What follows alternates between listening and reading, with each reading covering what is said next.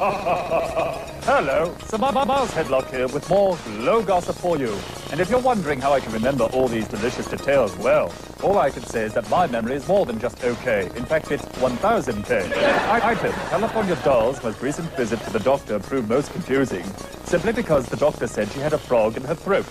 She asked if she could drink a cup of water remover. Item, news from the Deep South is that the telephone company has asked Tara, the Southern Belle, to endorse their product. They say her last name has a familiar ring to it. And speaking of rings... Never mind your silly introductions, Robotop.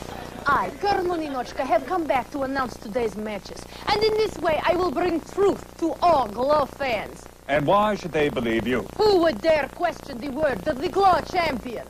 The commission has ruled there is still no G.L.O.W champion. Who is on this commission? Puny Americans. They cannot stand to let their precious little Americana lose the title to the rightful champion and the greatest wrestler in G.L.O.W, Ninochka. Oh, here we go again. No, here you go again. Say, what are you trying to pull? Your plug. Whoops. Now that he is gone, let's get down to business. And now, from the Riviera Hotel in Las Vegas, Nevada, another thrilling action-packed hour of G.L.O.W.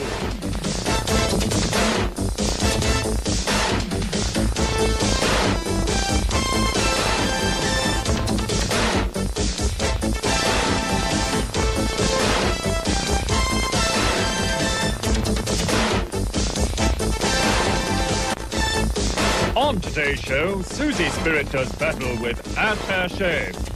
And then, Tara, the Southern Belle, faces dementia. Americana meets Mana, the headhunter. And for today's main event, a 12-woman tag team wild card match.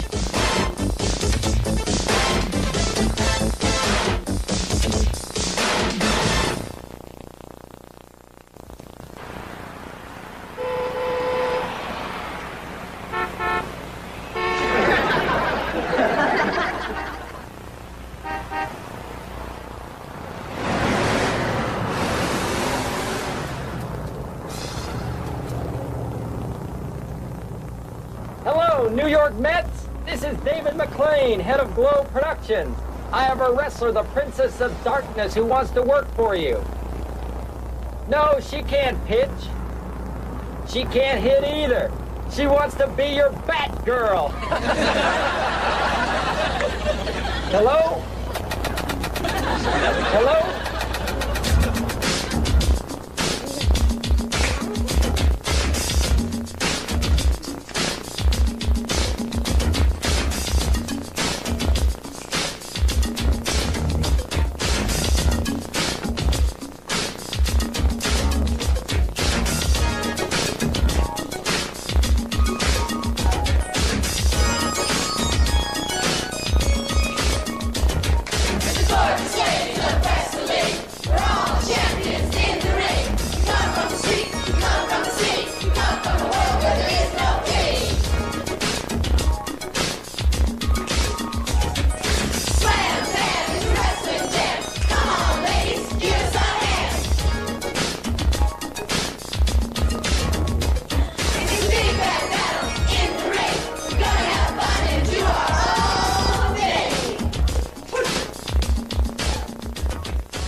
Welcome to the Riviera Hotel, Las Vegas, Nevada.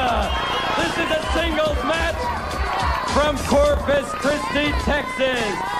Managed by Aunt Kitty Attaché.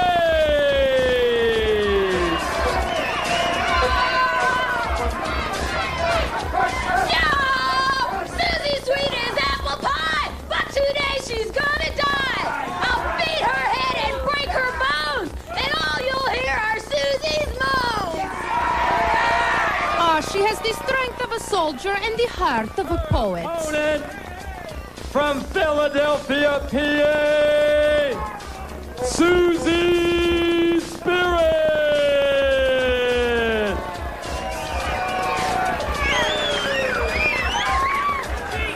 When I wrestle, I'm 10 feet tall, and my opponent's bound to fall. I love to give those tough girls fits. by hitting him with the Susie Squid. Oh, I think I'm going to be puking red, white, and blue. All right, David. I don't know where Attaché is, but I know where she ought to be. She ought to be at the beauty parlor trying to get that camouflage makeup sandblasted off her face. It's okay. She'll show up, David. Susie Spirit!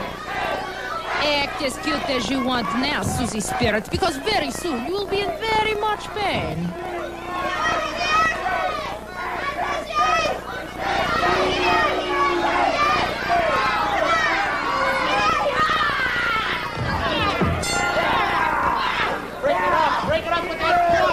Oh, does that hurt very much, little girl? Really, Colonel Anichka, I think you're being cruel. Listen, Bedrock, I'll let you know when I start getting cruel. Oh, that's headlock. I couldn't care less.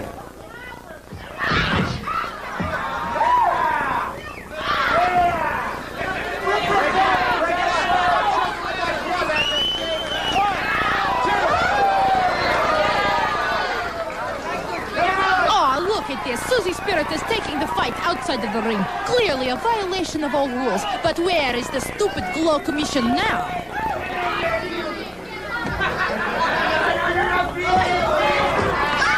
Oops, I guess Susie Spirit won't be making cheerleading squad this year. Well, it seems Attaché was too slow that time.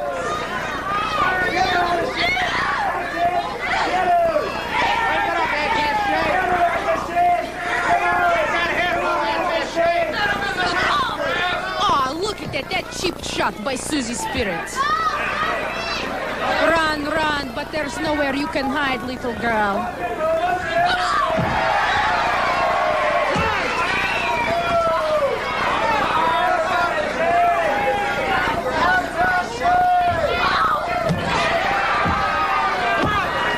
A lucky shot by Susie Spirit.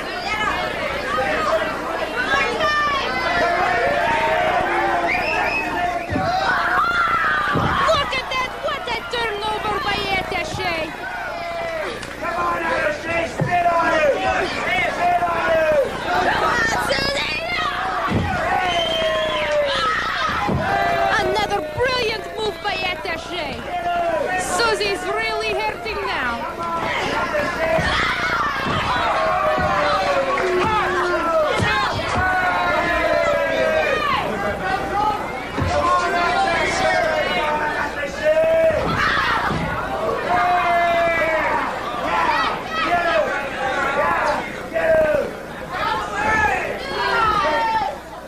Now, once again, Attaché is in complete control.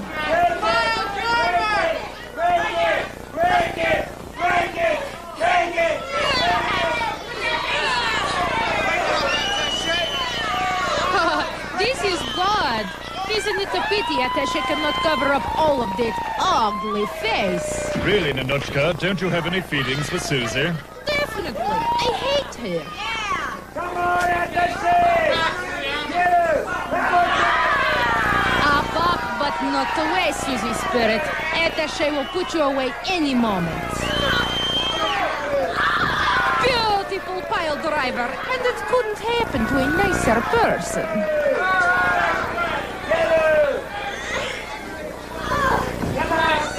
Now, Attaché is going for the pin. But Susie bridges out. What could you say now, Nanochka? You know, Mr. Hedgehog, in Russia we have word for people like you. And what would that be? Political prisoner. Well, that may be the case in Russia, but this is America. Listen, Neon Noodle, it's only a matter of time before we take over your weak and flabby society anyway.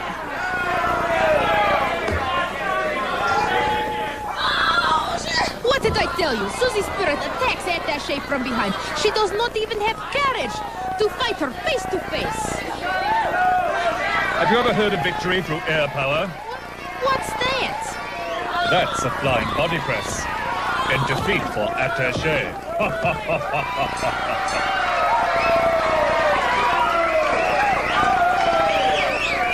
The winner of the match, Susie Spirit!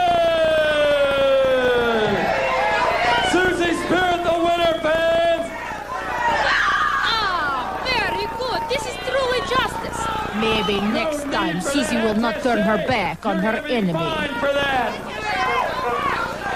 The winner, Susie Spirit Fans, will be back in a moment. This is a singles feature from Massachusetts, Dementia.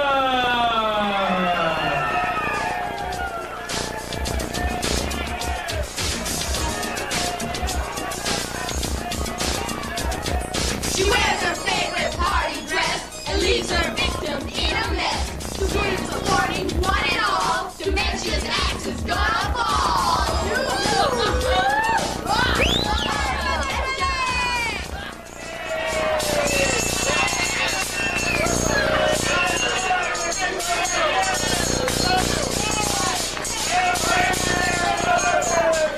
Her opponent today from Savannah, Georgia, Tara, the Southern Belle.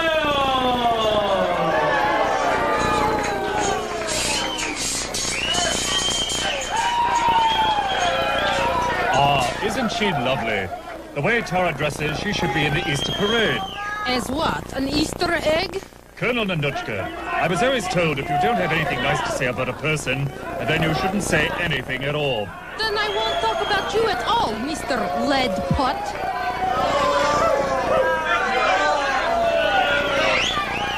Oh dear, Tara doesn't seem to be aware of the danger she's in.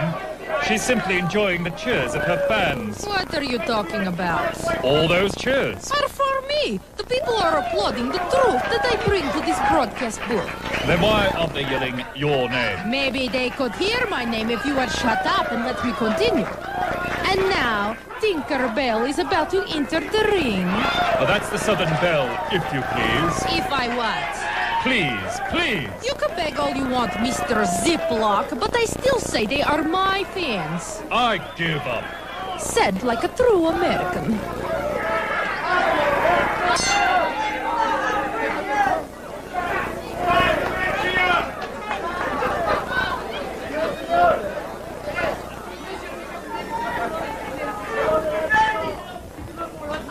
Oh, Dementia gives Tara a knee to the midsection.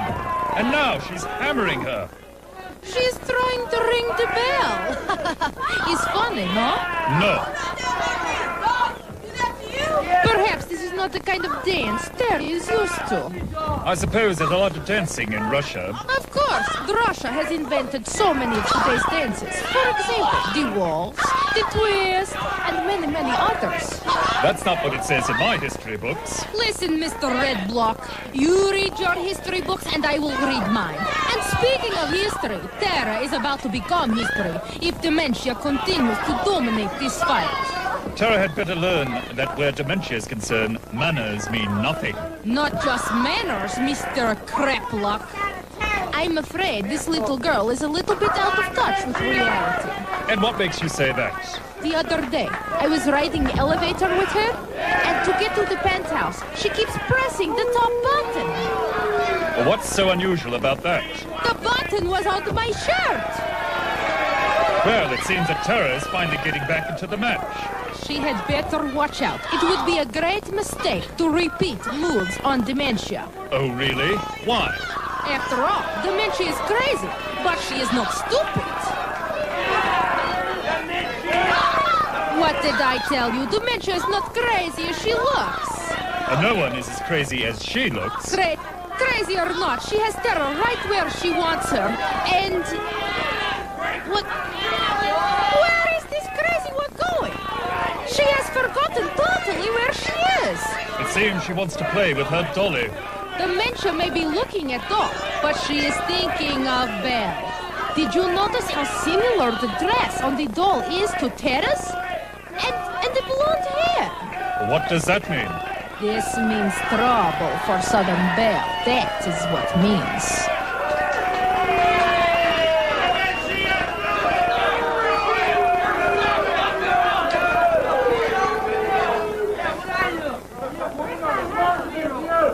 This Southern Belle is America's idea of a lady? Don't you think she's a lady? I think she should be ashamed to battle against a half-wit.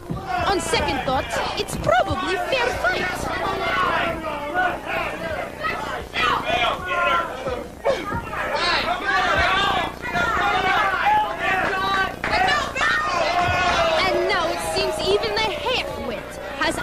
invited this Clara Belle. Her name is the Southern Belle. As you wish, Mr. Ziploc. That's Headlock. And that looks like the end of Terra. This reminds me of the American Civil War. Oh? How's that? The falling of the South, darling.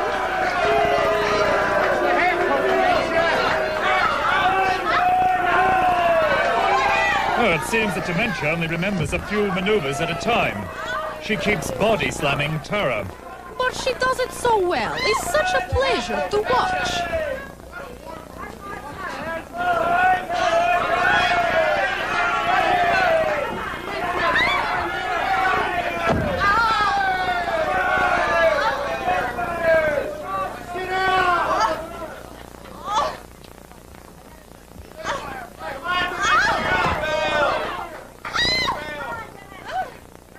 Oh my goodness!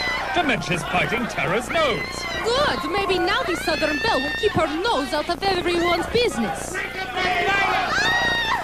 Maybe this Southern Belle is not such a bad hostess after all. After all, Dementia seems to be having a party with her.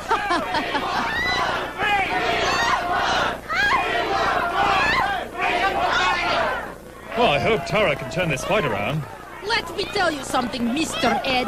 This Terra could not turn the TV channel with the remote control.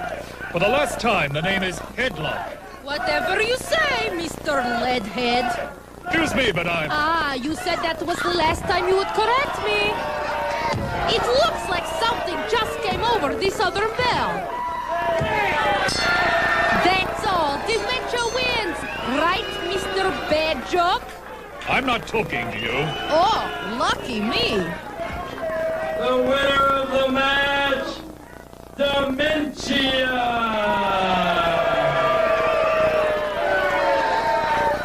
We'll be back in a moment, fans. Stay tuned.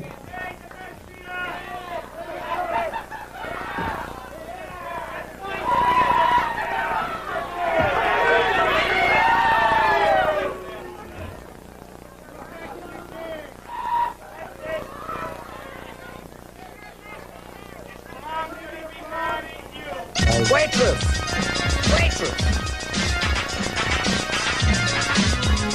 Yeah, what do you want? You know, I heard you were a hot little tomato. No, I'm a piece of cake. If the Heavy Metal Sisters were ever in trouble, would anyone ever give them a hand? Nah, they'd probably take one themselves.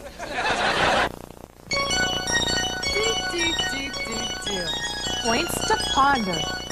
If the Heavy Metal Sisters brought a snake to their match, would that make it a ringworm? Doll's definition: undercover cop, a sleeping policeman. If a hurricane is named after a man, shouldn't it be called a himicane?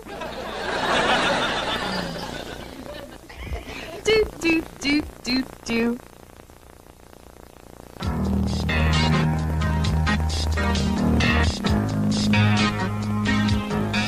Hi, gals.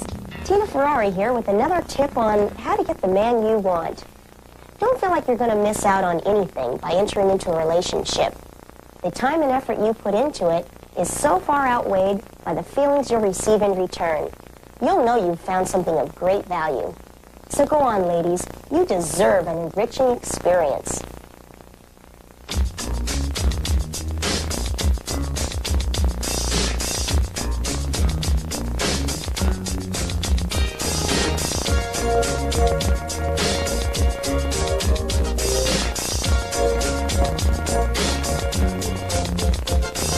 Hey, you! Don't yourself down.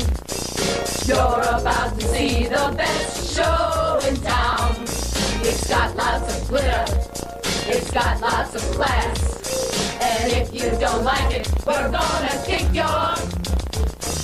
We don't do dishes, and we don't give sick. Game to play, so give them some meat. You're not at the opera, so anything goes. Come on down to ringside and you'll see some logos. We're nasty and mean. We're the sisters of the might. We like to be seen and we love to fight. We're nasty and mean. Just show us to the mat. Just give us some sissies and we'll knock them flat. We're nasty, we're nasty, we're nasty and mean. We're nasty, we're nasty, we're nasty and mean. Hey, you, don't take a break. We're gonna show you how we make a make. We grab them by the arms, we grab them by the thighs. We split them up, we throw them up, and laugh at their cries. We don't need love, and we don't need pity. We want you to like us so we can get your money. We eat raw meat before every fight. So get out the way, cause we kill on sight. We're nasty and mean. We're the sisters of the might. We like to be seen and we love to fight. We're nasty and mean. Just show us to the mat. Just give us some sissies and we'll knock them flat. We're nasty and mean. We're sisters of the might. We like to be seen and we love to fight. We're nasty and mean. Just show us to the mat. Just give us some sissies and we'll knock them flat. Nasty, we're nasty, we're nasty and mean. We're nasty, we're nasty, we're nasty and mean. We're nasty, we're nasty, we're nasty and mean. We're nasty, we're nasty, we're nasty. We don't need love and we don't need pity. We want you to like us so we can get your money. We eat raw meat before every fight. So get out the way, cause we kill on sight. We're nasty and mean. We're the sisters of the might. We like to be seen and we love to fight. We're nasty and mean. Just show us to the mat. Just give us some sissies and we'll knock them flat. We're nasty and mean. We're sisters of the might. We like to be seen and we love to fight. We're nasty and mean. Just show us to the mat. Just give us some sissies and we'll knock them flat. We're nasty and we're nasty. We're nasty and mean.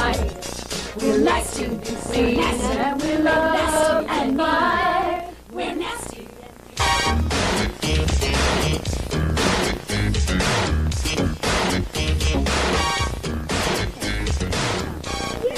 All right, Soul Patrol. Can you make a sentence using the word nuance? Yeah, every time we have a family reunion, we meet new aunts and uncles.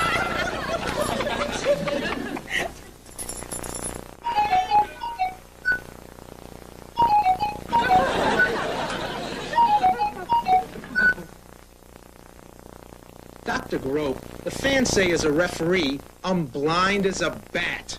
No, bats have much better eyesight than you.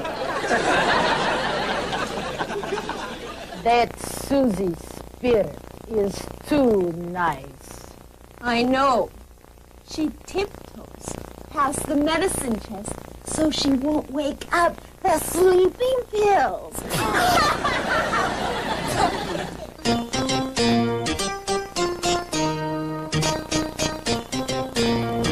Dear Mom, in a strange way, Las Vegas casinos are a lot like those bazaars back home. Although it doesn't happen very often, I think they raffle off cookware. I heard a man yelling that he won the pot. Don't fret about me none. I take real good care of myself, and I have the good Lord to watch over me. Love, Amy. This is a singles, no disqualification match. From Skokie, Illinois, Americana!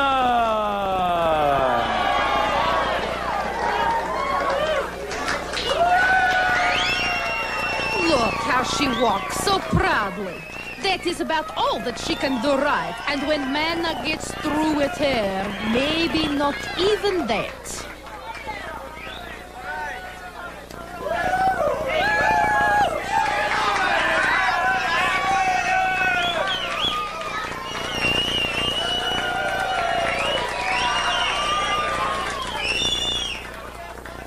Her opponent today, managed by the infamous Aunt Kitty, Mana the Headhunter! I won't stop until you're dead. Cut you down and shrink your head. Wild woman without a soul. That old Aunt Kitty can't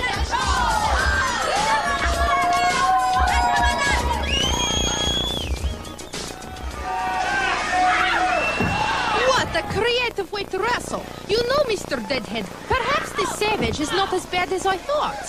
What do you mean? After all, any enemy of Americanas is a friend of mine.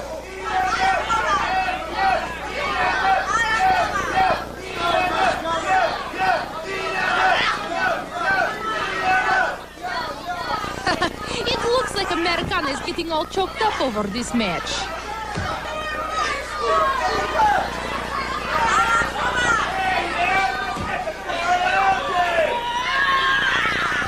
Americana stops Mana. For now. All this hate. I wonder what would have happened if you and Americana grew up in the same country. Don't be silly. That wimp could not even play games the children have in Russia. What games? Oh, pin the tail on the dissident, ring around the Kremlin, and tag. Oh, so? You played tag as a little girl? Of course. You find which children are not good party members, and then you put a tag around their necks. We play it differently over here. What does it matter? Americana would break the rules anyway.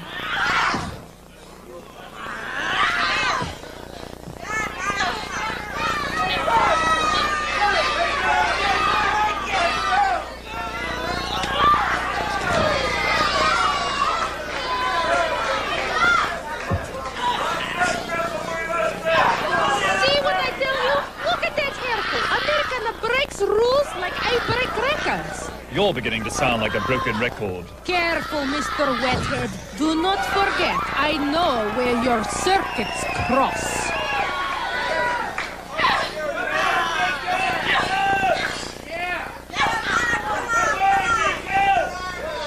Look at this. Is this why they say America is an open society? Because you can cheat out in the open?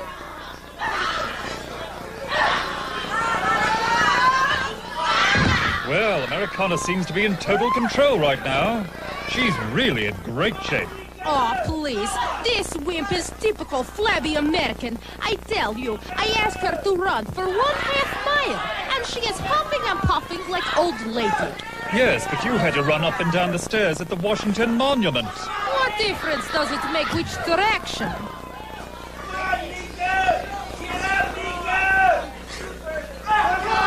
In all fairness, I must admire Americana's musical talent. Oh? And what talent might that be? She can play 2 violins at the same time. How on earth does she do that? Simple. She just puts one under each chin. Americana's only asset is that silly costume which she uses to hide her flabby little body. Well, it doesn't look like Mana has very much respect for that costume. Good for her. Maybe this will teach Americana some humility, which she needs very much.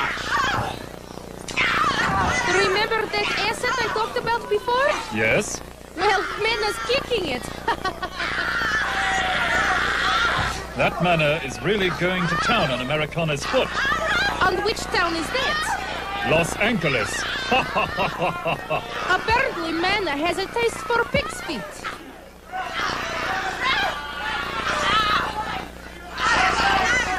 Patient!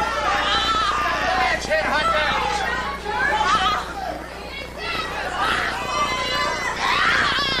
Oh my, I don't know how much more this abuse Americana can take. Well then, let's find out.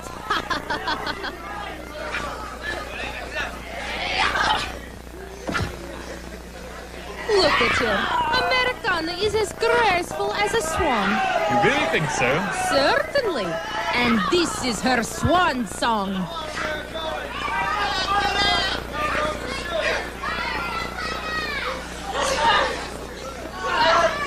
You know, Mr. Sweatsock. That's headlock. Don't interrupt me, please, when I am talking. Excuse me. There is no excuse for you. Well, that leg is really hurting Americana. I wouldn't be surprised if she was faking injury. Now, why would she do that? To explain the pitiful way she wrestles in the ring. Well, this crowd is 100% behind Americana. They know it's only a matter of time. Believe me, Mr. Transistor, time is one thing Americana does not have.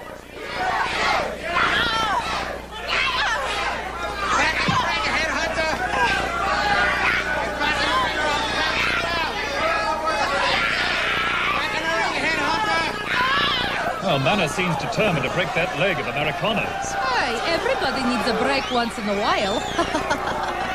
I wonder why Mana keeps going after that foot. She is simply starting her destruction of Americana at the bottom and working her way up.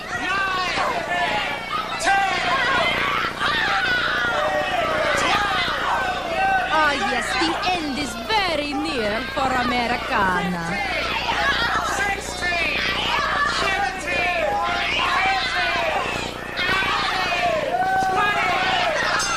Oh well, it looks like Mana's been disqualified again.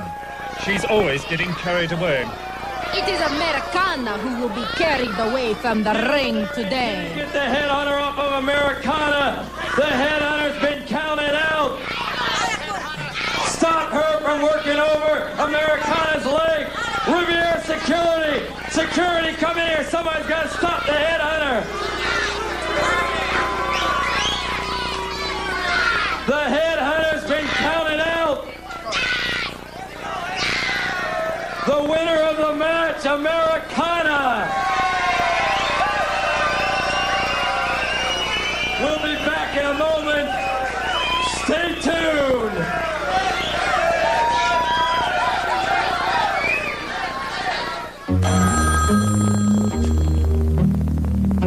Hello, Vladimir. I hear strange noises in the background. Where are you? A fashion show.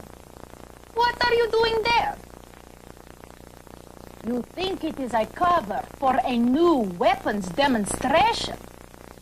What gave you that idea?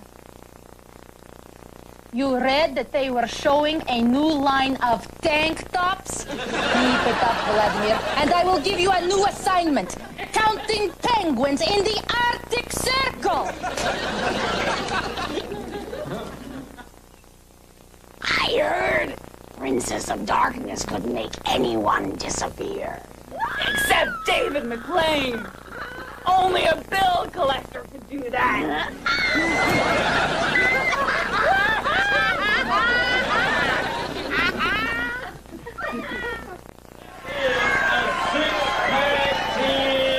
Elimination match. 3 tag teams on each side. First, Little Fiji and her tag team partner, Little Egypt. Ah, yes, 2 worthless Americans.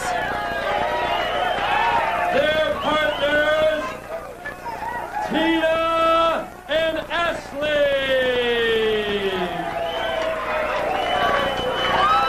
Can you believe those 2 actually think they are attractive? Oh, my goodness.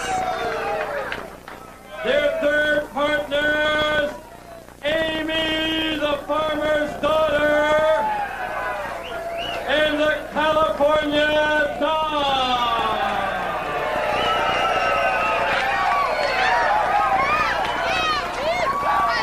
Their opponent, the Soul Patrol.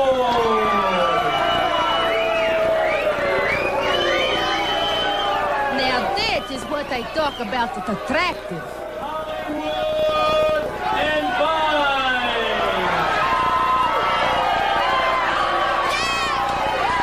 Listen to the fans, how much they love them.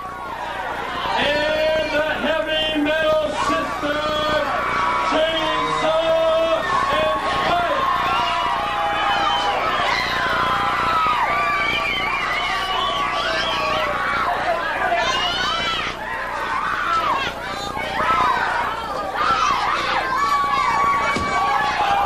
Well, looks like Chainsaw couldn't wait to start things.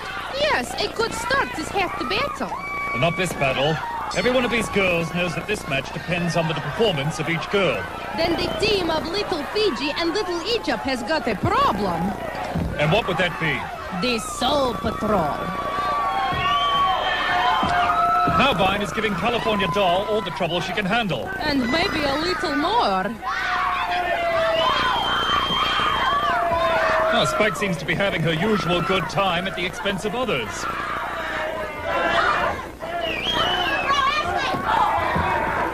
Look at how these two cowards are ganging up on poor Vine. This is perfect example of dirty American tactics. Well, that's the first time I ever saw Chainsaw with a joke. If that was supposed to be funny, Mr. Deadlock, it wasn't. Well, it seems California Doll's got Spike. Don't be so surprised. Everybody gets lucky once in a while.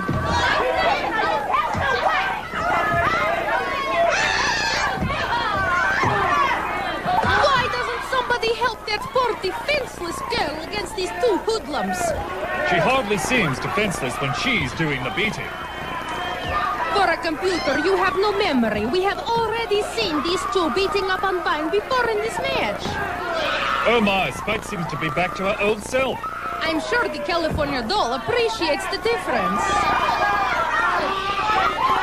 You really have to admire someone who enjoys their work as much as Spike does.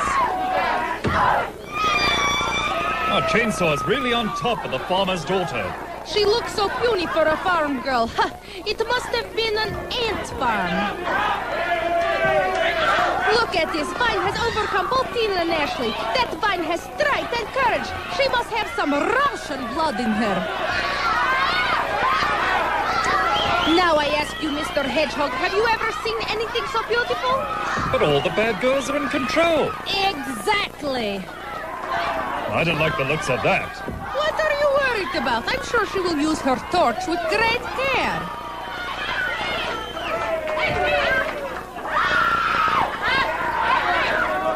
Little farm girl, welcome to the big city. I hope things don't get too hot for you.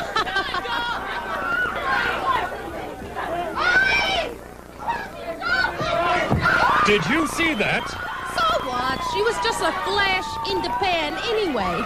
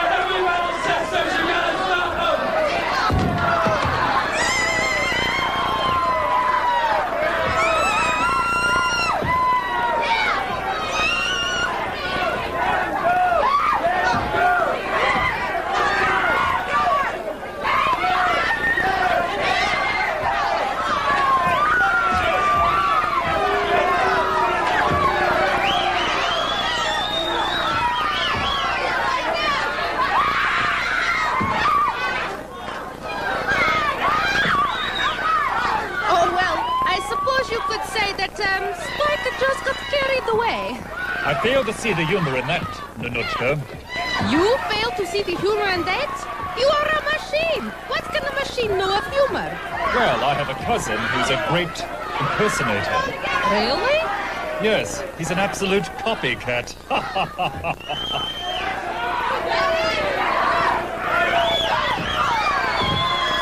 How sentimental Hollywood and Weimar. Why do you say that? They just set up a reunion for Tina and Ashley.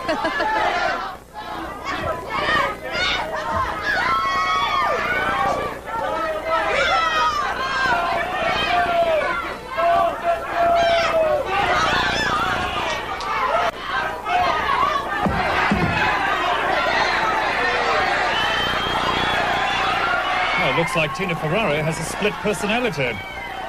She will if those two have their way. I hope the second personality is nicer than the one she has now.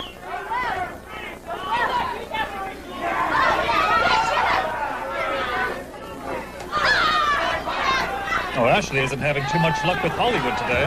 Yes, she is. All of it bad.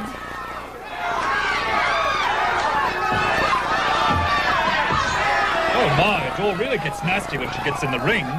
You just don't understand her school of thought. And what school would that be? The school of the streets. I see.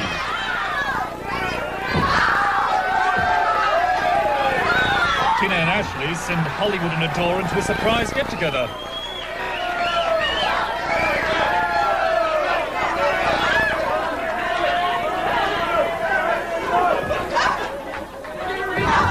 A hip toss by Tina sends Adore to the mat. I must say, Adore makes quite a floor show. Looks like California Doll has had enough of mine. No kidding. I have had enough of you. The feeling is mutual. Your problem, Mr. Deadhead, is you don't understand the first rule of wrestling. Oh, and what would that be? Never argue with CARMEN. Oh, now Tina is giving Adore the air. Ashley puts Hollywood on an airplane ride. Body slam. What a letdown for Adore.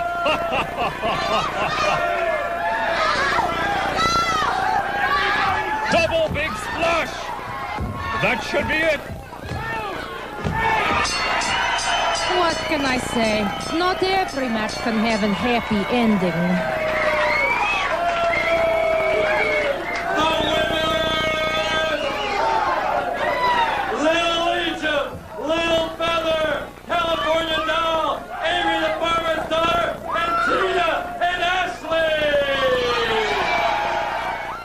For the hottest moves in town, dial 1-900-660-GALS for G.L.O.W, those gorgeous ladies of wrestling. $1.50 the first minute, 35 cents each additional minute. Ma, that was an exhausting match I just had with Nuchka. Hey, Tara. What is that you're reading? G.L.O.W magazine. Wow. Beautiful, huh? Look. Donnie, it's an awfully nice picture of you.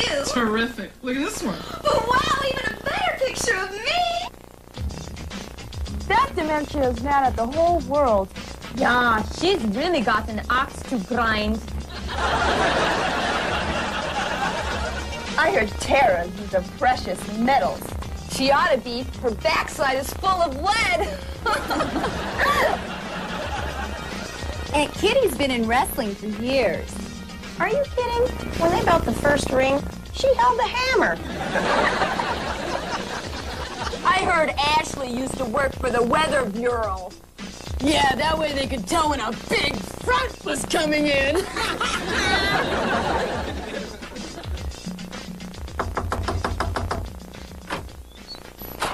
Oh, what is it, Aunt Kitty? Look at this girl, David. You drive her crazy. It's not such a long drive. It's more like a short cut. Oh, Billy!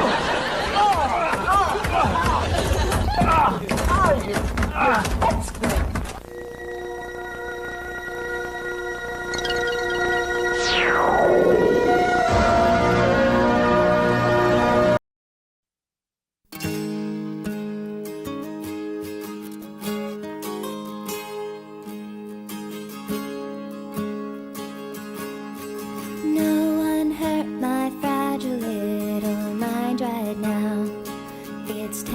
Up, and don't you know,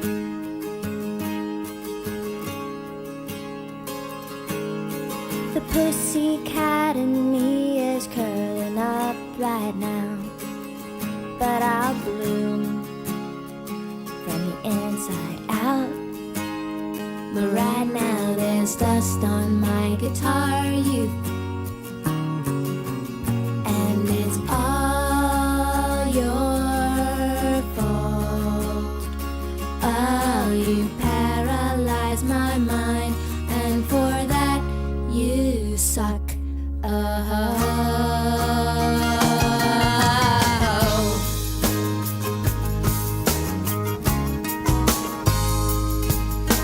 Freedom's on my list today, and I'm feeling pissed. But my timeless thoughts and ageless mind won't let you get away. Let you get away. And your guilty little conscience won't either. But right now there's dust on my guitar, you. And it's all your fault. Oh, you paralyze my mind, and for that you suck.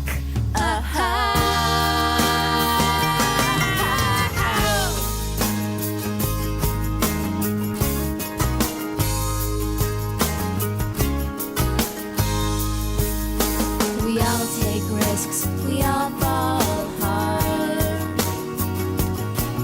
But you went too far. And I'm too plush for your pathetic digs. And you're the only one you'll scar.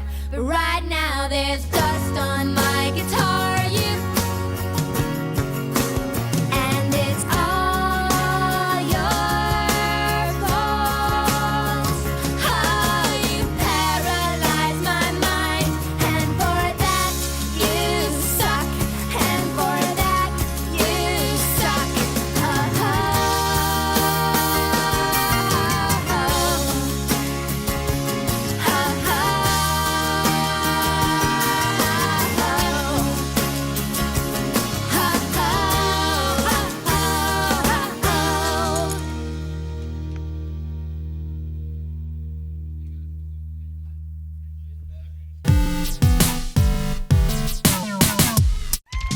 Athletic skill and dogged determination. You'll find them both on display here at Gladiator Arena as America's best contenders take on the American Gladiators. Hi again, everyone. I'm Mike Adamley along with Larry Zonka. Competition in our second half season continues here at Gladiator Arena. Today, Larry, our final preliminary round matchups. Who do you look for? Well, Mike, we have two fine contenders, but the fella I'm going to keep my eye on is a fella named Jim Echols. One-time defensive back at Texas Tech, male dancer now. He knows how to hit and move. His opponent will be Charles Neal, 25 years old, from New York City, originally from Grand Rapids, Michigan. He's a personal trainer and wants to become a rapper. For the Gladiators, it'll be Turbo, Viper, and Saber. Determined as ever. Powerball, 45 seconds. Contenders try to score as many times as they can in one of the 5 cylinders. Goals on the outside worth 2 points. A goal in the center cylinder worth 3. And Powerball is brought to you by Nintendo, makers of Super NES. Now you're playing with power. Super power. Contenders ready! Gladiators ready! Ooh, Charles Neal, sweet move to open things up against Turbo. Another nice move by Charles. Charles Neal, the real deal. 30 seconds left to go. Jimmy Eccles still looking for his first goal. Charles with a nice overhand score on Saber. Put a nice football move on him and then reached over his shoulder to score. Since this is the first event, it's really hard for our Gladiators to gauge what kind of athletic talent our two contenders have. I think they have found out, certainly in the case of Charles Neal. Saber knocks him out of bounds, and Jimmy Eccles finally gets on the board. Saber with great form, feet under him, blowing the contenders right out of bounds. And that is it, but a great way to start things off for Charles Neal of New York City. All the goals scored in the outside cylinder. Charles wins it 6-2. Check these moves out, Mike. He's one-on-one right here with Turbo. From a standing start, leaves Turbo in the dust. picks up an easy score, turns right around and does almost the same thing to Sabre, gets him to overcommit. Charles Neal, you got the feel, and Powerball, you were the real deal. Rap to us, my man. No, some cover it up.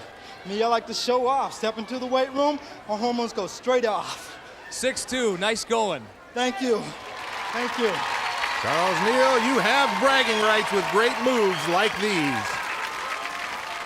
Well, they're bad and they know it. Storm, Sky, and Siren, the three Gladiators, our two contenders will have to take on here as the women go at it in Powerball. And for this preliminary round match, it'll be Sina York, 29 years old, from Columbus, Ohio, where she's a news photographer.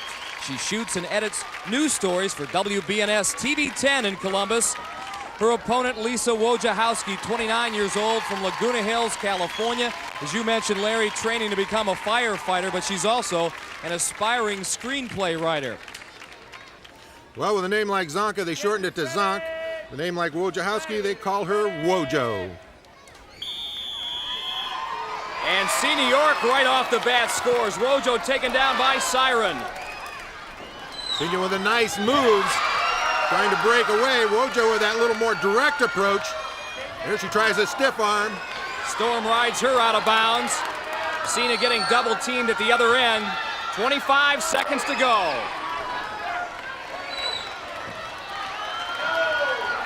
Both contenders, it appears, have run out of steam. Sky wraps up Wojo there. Wojo dropping that shoulder, trying to drive through Sky. That won't work, but move down there worked very well. She picks up a score in the corner. Time running down. You hear the crowd, and that is it. Lisa Wojciechowski and Sina York to a 4-4 tie. Both women score 2 goals. Sina with a little bit of different type strategy here. She puts a move on Siren. Siren actually blocks the shot, throws her back. Sina just sort of lofts one in there. And you'll see from Siren's helmet cam that Sina serves as an unwitting screen for Lisa Wojciechowski. She follows in behind her and scores. The storm clouds are brewing here at Gladiator Arena. The Samuel Goldwyn Company presents the American Gladiators.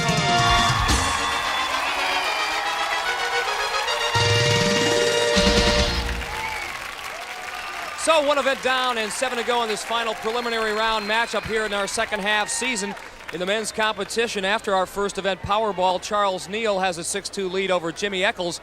Our women are all tied up at 4 apiece, Sina York and Lisa Wojciechowski, and what a story Lisa is. Well, Mike, Lisa's probably one of the most serious contenders we've ever had here. Even in the practice round, this gal had her mind set to the task, plans on winning here at American Gladiators. Well, 2 years ago, her mother passed away, the victim of a rare lung disease. She has devoted her performance here on the American Gladiators to the spirit of her mother. And she's ready to go in our next event. It's women's Skytrack. There's our look at our 7-ton race course suspended from our arena ceiling. And Lisa will be in lane 1. In lane 2, our Gladiator, and it is Electra. And in lane 3 will be Sina York. And once again in Skytrack, our Gladiator, essentially a pace setter. First contender who beats the Gladiator across that finish line will pick up 10 points.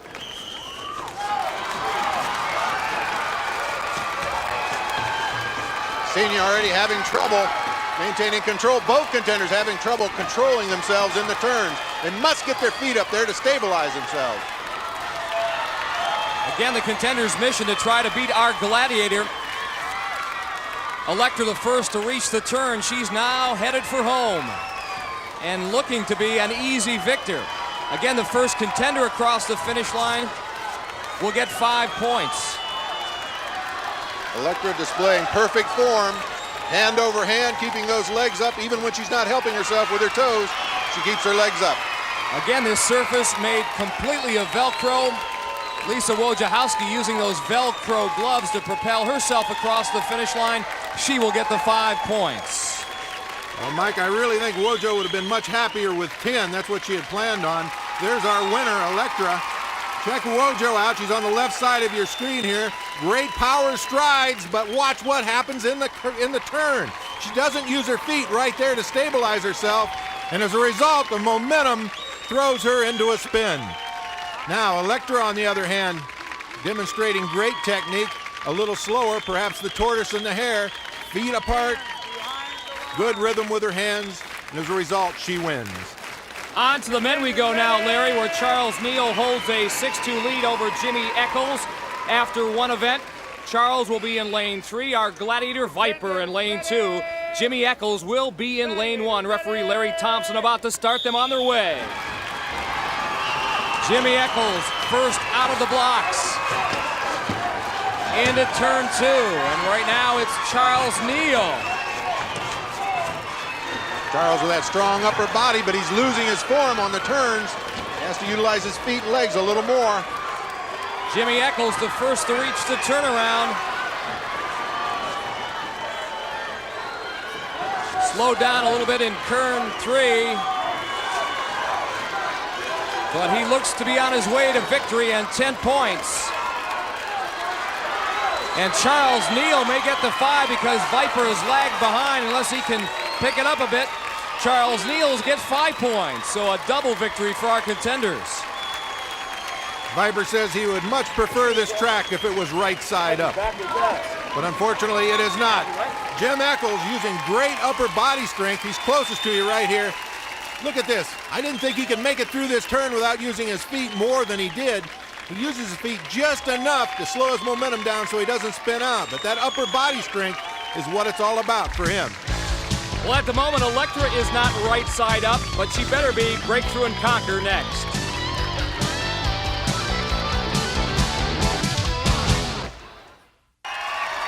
Breakthrough and Conquer event number 3 here in this preliminary round matchup.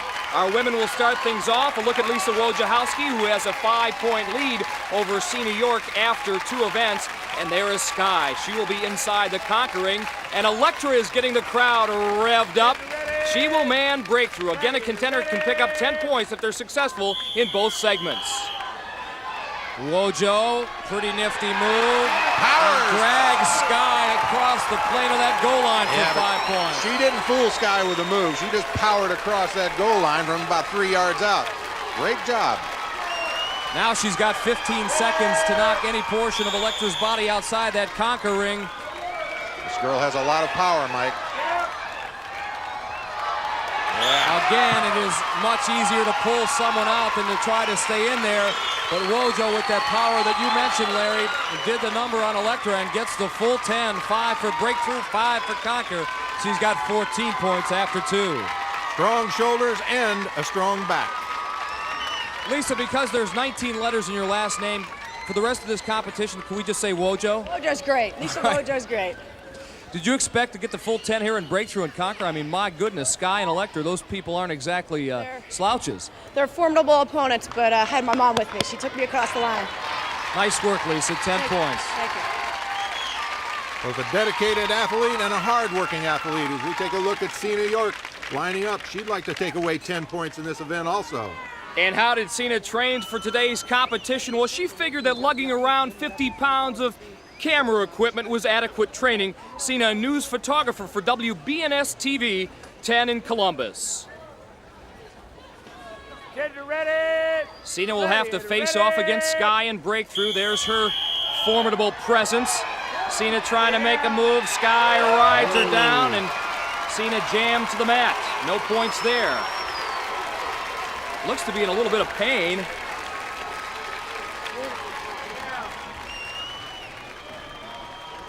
She must have banged her shoulder. It appears her left shoulder is the problem. Trainer Tony Spino there to attend to Sina. See if we can see what happened, Larry. Sky going up high on Sina.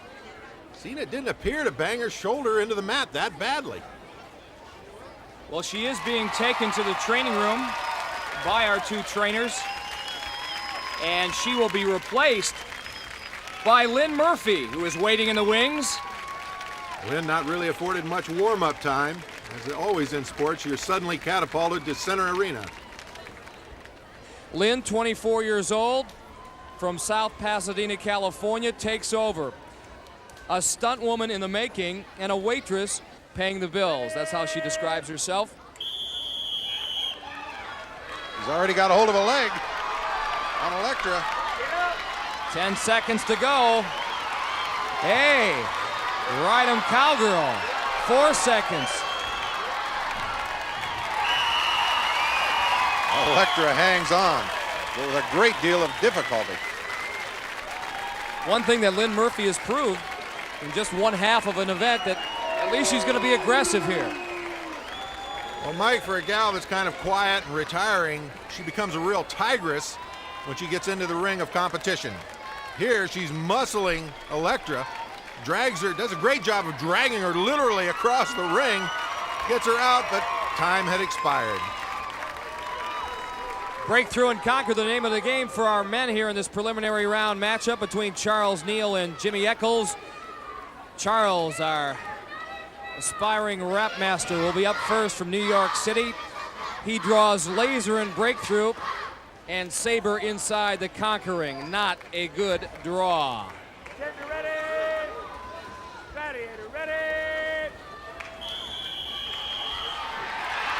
Whoa! Interesting, considering he said, he told you, Larry, that he wanted to avoid contact at all costs. Yeah, he made one quick move, so quick that Laser couldn't even react to it, and then he tried to power over Laser. That's never a good idea.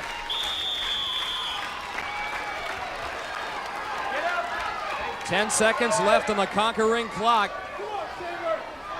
Saber looks like Tyson in the ring. He's got those short, quick power moves. And he has a genuine dislike for the contender from whistle to whistle. No points for Charles Neal. Try as he might, Laser, Saber prevail. Charles did try. He's quick as a cat.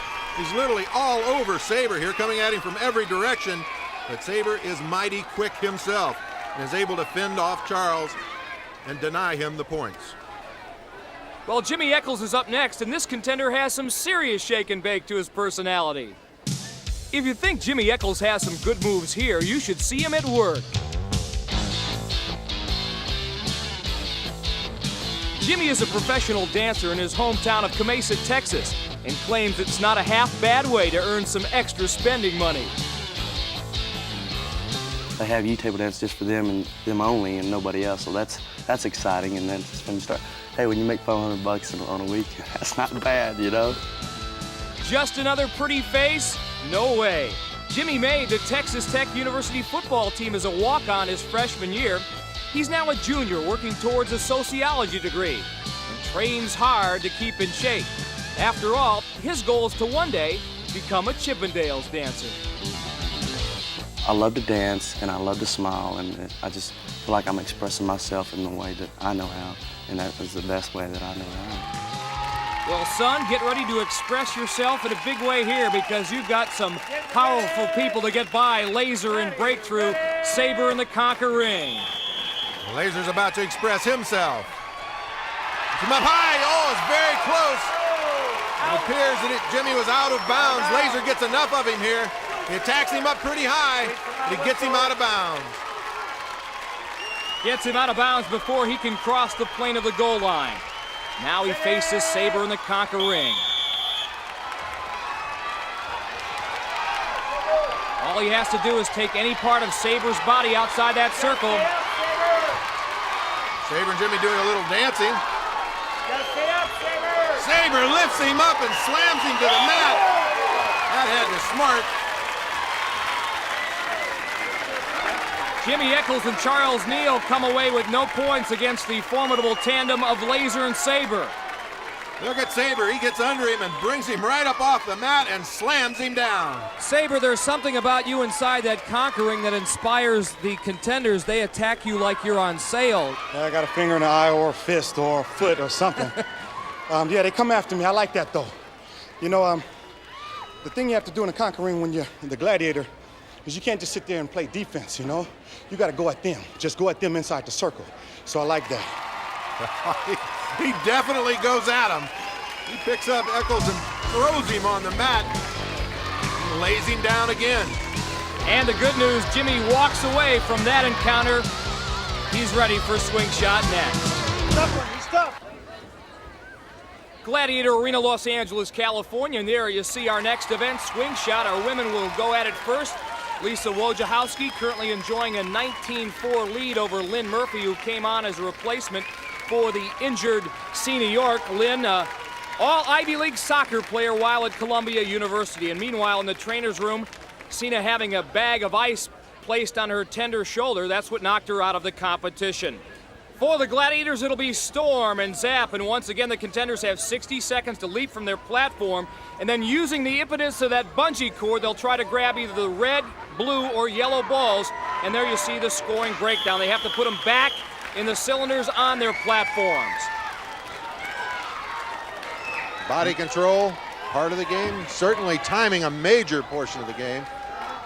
Contenders knowing exactly when to jump opposite those Gladiators, or that happens. Yeah, it's easy to get off that tower, but getting back up there is quite another thing.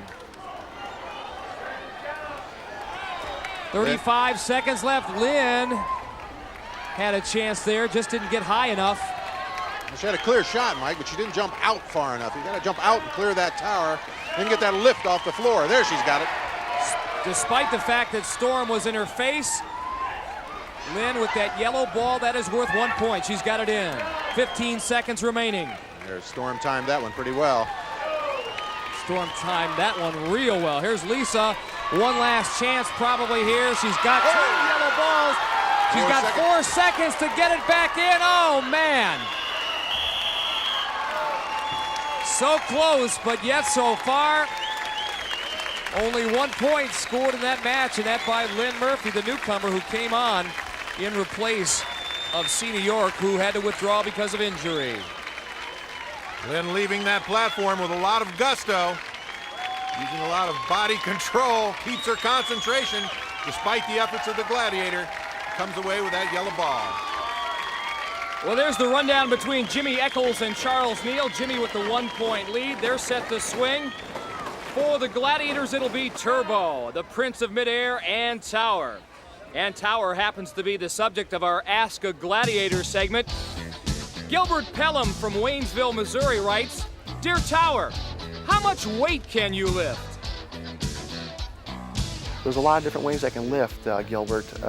You know, for example, a bench press is where I lay on my back and I press the weight up straight up over my chest. The best bench press that I ever did, Gilbert, was a 511-pound bench press. I pretty much don't go heavy anymore because of I've been doing this for so long, and weight doesn't really matter to me. I'm more concerned on the fact that I just get my workout and getting good strict form and good strict reps. So I really don't go heavy very much anymore, but the best bench press was 511, Gilbert. That's impressive stuff, and also impressive. Watch Tower hurl his 265 pounds off that platform. Jimmy Eccles, unmolested, timed his leap perfectly. He's got a yellow. Exercising one-pointer. Jimmy exercising one of the most important skills, knowing when to jump. Because if you jump with the Gladiators, that's what happens. They block you easily. Here comes Jimmy again, this time Turbo and Tower in his face. Charles Neal just can't get close to that center post.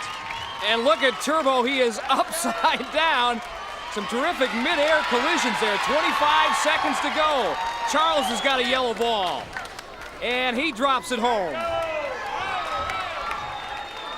Here comes Jimmy towards that center cylinder. He's got a yellow. 10 seconds left to go. You might as well go for it, guys. That's what Jimmy's gonna do. He gets way up there. Ticks a blue. Can't get it though. And that is it. Jimmy Eccles wins it 3-1 and now takes a 15-12 lead over Charles Neal after 4 events.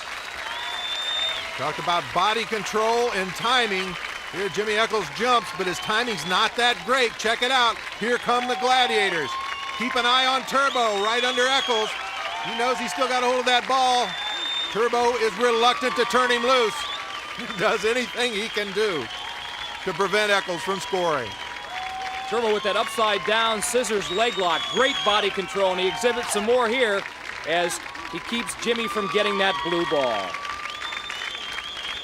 We're at halftime here on the American Gladiators, our final preliminary round matchups here in the second half season. Lisa Wojciechowski has a 19-5 lead over alternate Lynn Murphy in the women's competition. And on the men's side of the coin, Jimmy Eccles with a 3-point lead over Charles Neal. Charles Neal, who surprised us right from the get-go in Powerball, Larry. Well, he sure did. He was a little concerned about some of the hitting in Powerball, but came out and scored 6 points. And Larry, one of the Gladiators that Charles will have to face in the second half of the competition, Turbo. He is standing by in the Gladiator locker room. Turbo, I know you're up and scheduled to go in Human Cannonball. You must have nightmares about that event. No. They're the ones with the nightmares, Mike. I think it breaks down to they figure at between 800 and 1,000 pounds of force they're hitting us, but you got to remember, we're the Gladiators. You watch, I'll step back, I deliver my own blow, and we got a collision going on, baby, and I'm going to win it. All right, partner, I like that confidence level. Keep it going. This is one laser who strikes fear in all contenders. Stay tuned, Salt is next. Power personified and poised to put away the contenders, Siren stands ready for our next event.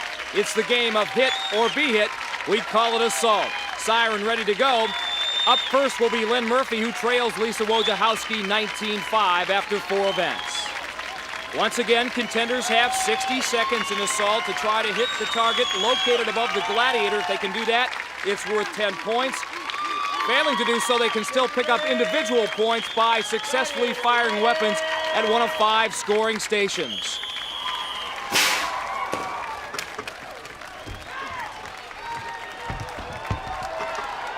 Lynn desperately trying to get off a shot. That one got Siren a little riled. Again, 60-second time limit. 40 seconds now left on the clock. Ricochets don't count. They have to be direct hits. Lynn lets it go, and she's closing in. Now it's station number 3, 30 seconds to go. And picked her off. Lynn Murphy successfully fires 2 weapons, can't get the shot off at station 3, so give her 2 points. Station 3 is right under the gun. You've got to be more sneaky than this. Lynn exposing a little too much of her upper body. She says, no, I can't believe it. But believe it, Lynn, right here. We've got it documented. And now Siren aims to go 2 for 2. Lisa Wojciechowski will get her shot at Siren. Wojo, who hails from Laguna Hills, California, has brought a multitude of fans here. As we mentioned, she's an aspiring firefighter. Her nickname, there you see it, Scorch. She'd like to singe Siren's hairs, I think. You're exactly right, Mike. Wojo's very determined. Siren, again, a great shot. She wastes no time in letting Wojo know that she's going to have to earn every point. Lisa barely gets that shot off, now heading towards station number 2. Whoa! That one must have grazed her. Referee Larry Thompson blew the whistle. Siren does indeed go 2 for 2. Thumbs up. Lisa can't believe it, but she still leads 20-7. Great stop and go technique by Wojo, but Siren with that fast second shot right here. Wojo isn't expecting it, can't get the brakes on enough. Well, the men are next, and Gladiator Laser seems to be saying to Siren, anything you can do, I can do just as well. He'll try to go 2 for 2 against first Charles Neal. Charles right now trailing Jimmy Eccles by 3 points.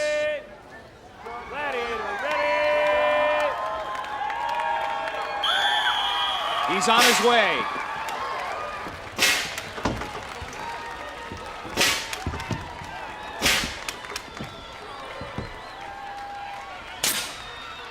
Laser so smooth at firing that assault cannon. Oh, Laser almost timed one perfectly there. 40 seconds to go. Come on, Charles, get the shot off. Charles having a little trouble. Laser lays in the shot.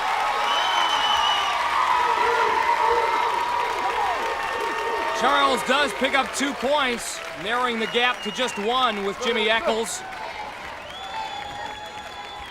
Charles leaving that second weapon. Takes a little bit of a roundhouse approach to station number 3, and it costs him. Right here, you see Laser nail him right on the chest protector. So now Jim Eccles lead a slim 1 point, 15-14, but again, he's got his chance here.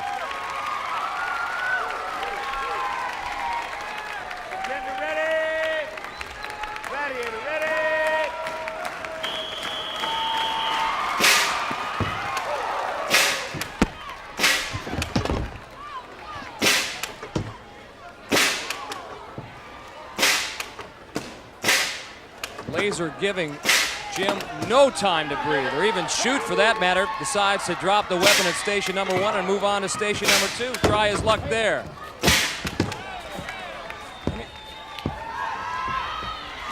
Jimmy searching for the triggering device.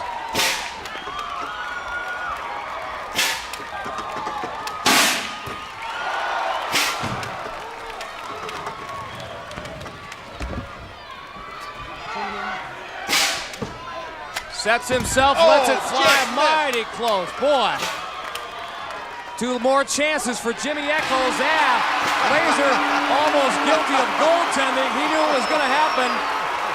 Give our junior sociology major from Texas Tech in Lubbock, Texas, 10 big points.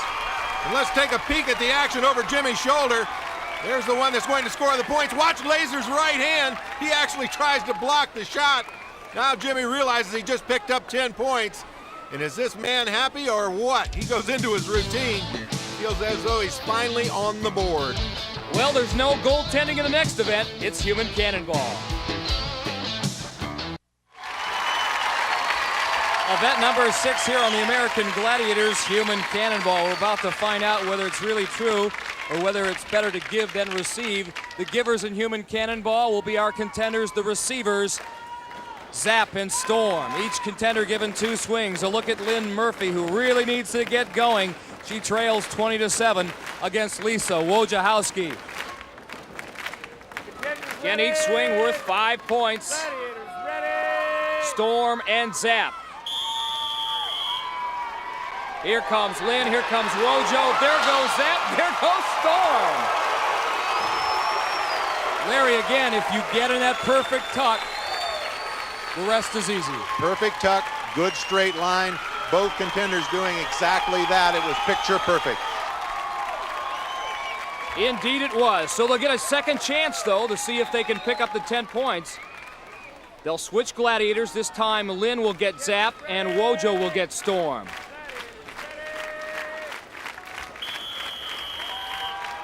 Here they come. The tuck, the hit. Storm goes flying. Lisa sends her to the mat. But Zap holds her ground, so Wojo picks up 10 more points and now leads 30-12. This is Wojo's event. Perfect form, good high leap, nice tight tuck. Leads in with that shoulder. Storm tries to absorb it, but can't. Off she goes. You see it from another angle through Storm's helmet cam. There's that shoulder lean in. Great job, Wojo. Tower and Turbo are standing atop their platforms. Jimmy Eccles leads Charles Neal 25-14 after 5 events. Check the intensity on Charles Neal's face. Charles will draw Turbo. Jimmy Eccles will get Tower. Tower going at 265. Turbo checking in at about 250. Can the 2 contenders budge our 2 Gladiators? No! Not on that first swing. Larry Turbo biting his lower lip to mask the pain. He really got stung. And Mike, you see it right here. Turbo drops his pad a little too low, steps in and exposes his shoulder, takes all that impact right on the point of his shoulder. But if he's hurting, he's not going to let it show. He's one tough cookie. He'll be ready to play. There you see his record in human cannonball, the one event where the Gladiators are truly at a disadvantage. Well, you got to stand in there and absorb the blow, and even at 240 or 260, that's a lot to ask. Second swing coming up. They flip-flop Gladiators. Turbo used that other shoulder. And she takes the shot. They did it again. Boy, they got it down to a science. They throw their weight right into that impact just seconds before it hits them, neutralizing as much of the force as they possibly can. Turbo and Tower look like synchronized swimmers as they pirouetted exactly the same time. And with momentum on his side, watch Jimmy Eccles come at Tower and watch how Tower is able to deflect him off. Jimmy with the big swing, the nice tight tuck, and Tower, he's got his pad up and is able to defract the blow. Good job by our TNT brothers, Tower and Turbo. Coming up next, the joust. You all right? Huh? First one, he missed the pad completely, and this hit caught me right inside the head from that point on. It was just hard. Event number 7 here at Gladiator Arena. That means it's crunch time in today's crunch time event, the joust. One-on-one competition, hand-to-hand style with military pugil sticks. A look now at Charles Neal, who trails Jim Eccles in his preliminary round match by 11 points, 25-14. Charles has drawn Viper. Charles says he likes to avoid contact at all cost. Oh, Viper let up. What a mistake. He thought he had Charles going and just dropped his stick almost and watched Charles go. Problem was Charles didn't go and fought back and caught Viper off guard. Woo! Was that a big 10 points? That was also a big hit. We're going to call this a zonk. Watch Viper's jaw right here. That is definitely a zonk hit. Viper bites the dust, an angry man. Jimmy Eccles, after 10 points by Charles Neal, only leads by 1, but it's his turn to joust. He draws Viper as well. One word on Viper's mind right now, and it's revenge.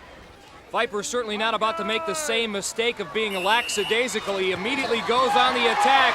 Jimmy Eccles immediately goes off balance, and down he goes, no points. And a huge swing here in crunch time. Charles Neal picks up 10 points and now moves to within 1 after 7 events. Viper comes to the joust with an attitude, and he wastes no time in wreaking a little havoc on Eccles' head right there. Well, Larry, the women are ready, and let's see if Lynn Murphy can use crunch time to her advantage. She trails Lisa Wojciechowski 30-12. Lynn up first. Who does she draw? One of the very best. Her name, Electra.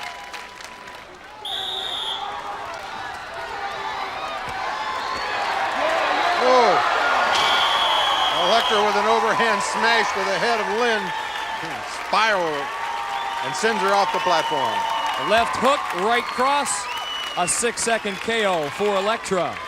No points for Lynn Murphy. Electra with this overhand smash to the jaw of Lynn. And then right afterwards, she looks so feminine and dainty. Well, Wojo doesn't plan to be dainty here. As a matter of fact, to train for the hand-to-hand combat of the joust, she waxed boats for 8 hours a day. Remember the Karate Kid with those circular hand movements for mental discipline. There's Electra. Her record in the joust, 3 wins, 1 defeat, 5 draws.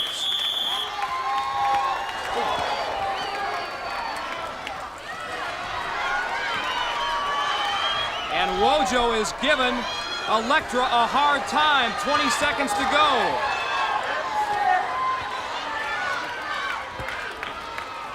Electra landing some very tough blows. Wojo just absolutely absorbing them. 5 seconds remain in this joust. It looks like Lisa Wojciechowski, she's gone the distance. She picks up 5 points for the draw and will take a 35-12 lead with her into the final event, the Eliminator. Electra again doing a good job of landing some blows. There you see her taking a few jabs. But she's connected several times with Wojo's jaw. Wojo was just able to hang in there.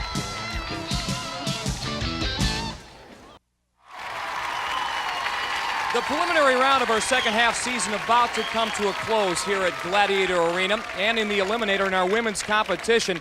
Lisa Wojciechowski has built up a commanding 23-point lead over Lynn Murphy, good for an 11.5-second head start. Lisa has been a real study and inspiration this afternoon, and Larry's with her at the start line.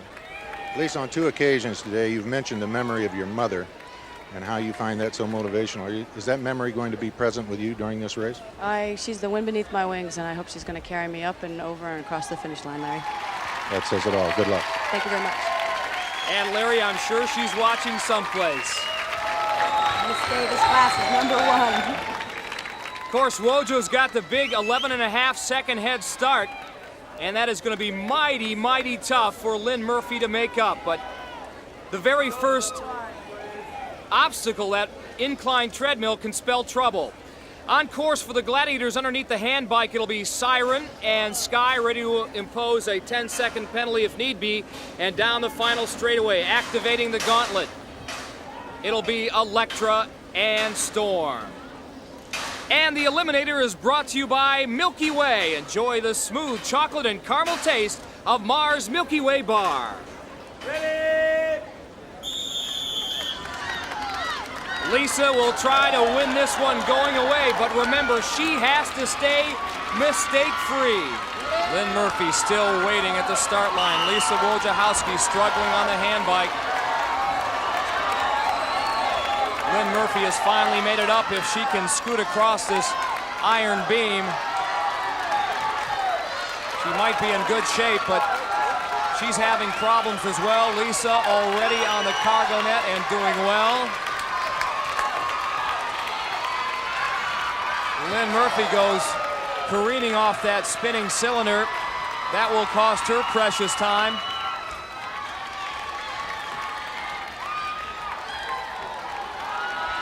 And Wojo, that breezy trip down the zip line. I think she senses victory.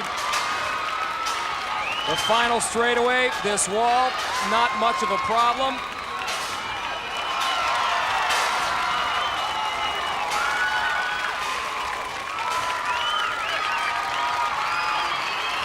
Lisa Wojciechowski, training to become a firefighter, an aspiring screenplay writer, has done it. She's in the semifinals. Wojo, you've been a lady on a mission. You've conquered nearly everything we've asked you to do today. I have given it my best, Larry. So far, so good.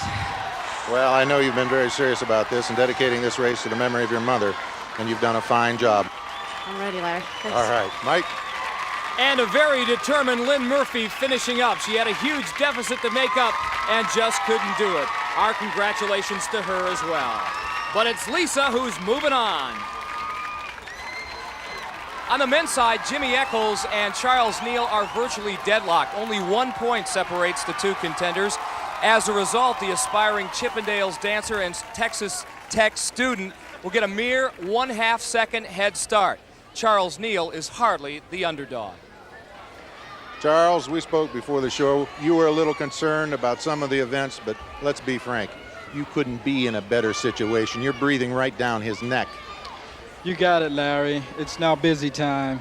It's time to do this. Win, lose, or draw. But I'm on top. Get busy. Thanks, Larry. All right. New York City versus Austin, Texas, and just 1/2 second separates these two men. 1 point. Step to the line. You go on my whistle. For the Gladiators underneath the hand bike. There they are. Turbo and Viper striking the epic pose and down the final straightaway. Hoping to give the contenders a few problems, it'll be Laser and Tower.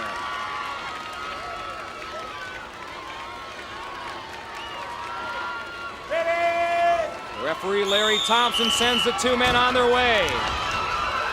Here they go. Charles Neal smoking that hand bike. He's cut into that half-second lead if that's possible. They both make it across the cylinders. This will tell the tale right here, the cargo net. The more you fight it, the more it fights back. It is Charles Neal who gets the better of it. He's the first man to reach the zip line. Here they go, practically side by side. Jimmy slightly behind. Now it's the wall. You saw Charles take a peek to see where Jimmy was. Well, that's where he is. He's past you, Charles. You better hustle. It is Jimmy Eccles in come from behind fashion. And that momentary peek may have cost Charles Neal a berth. Jimmy Eccles, a time of 44 seconds. Charles Neal, a time of 46. Wow. Jimmy, when you were on that cargo net and Charles appeared out of nowhere, was there a surge of adrenaline? Oh man, he was right on my tail. I just knew if I get across that log, get up there, and try to catch Charlie at the top, I know I can give him a good race at the end, Larry. Well, congratulations, Jimmy, for pulling it out. Gentlemen, a great race. Thank you. Mike? Charles and Jimmy congratulate one another. Jimmy limping a bit, bruised, but he is victorious and moving on to the second round. So for Larry Zonka, I'm Mike Adamley. See you next week on The American Gladiators.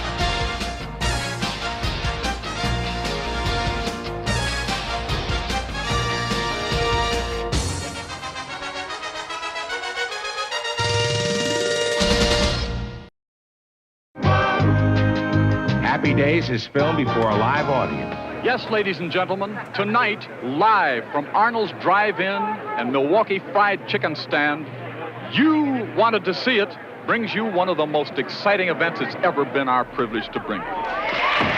Okay, kids, Arnold's is proud to present Kenosha, Wisconsin's own Weezer. Oh, hey, please try the fish. And a 2, and a 3, and a 4. What's with these homies dissing my girl? Why do they gotta front? What did we ever do to these guys that made them so violent? But you know I'm yours, and I know you're mine.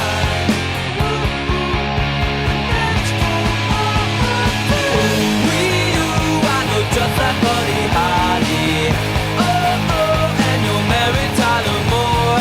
I don't care what they say about us anyway. I don't care about that.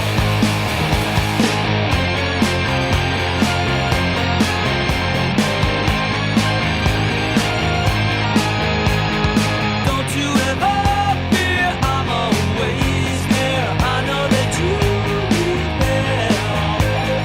Your tongue is twisted, your eyes are slit. You need a guardian. And you know I'm yours, and I know you're mine. We you, I know just like Buddy Holly. Oh, and you're married Tyler Moore. I don't care what they say about us anyway. I don't care about that. I don't care about that.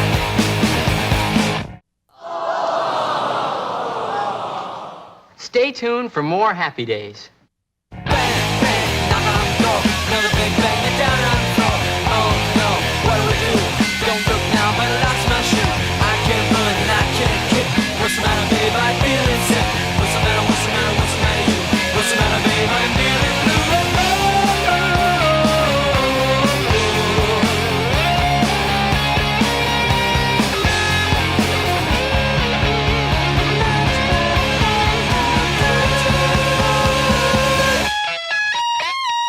We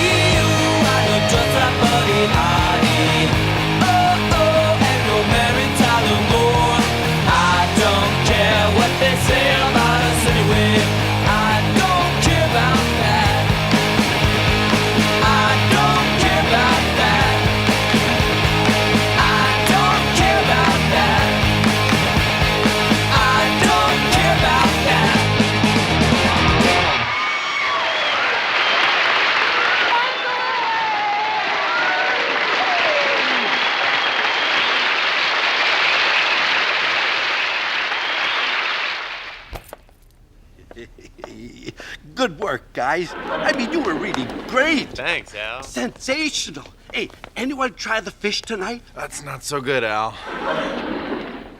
Not so good, Al. Yeah.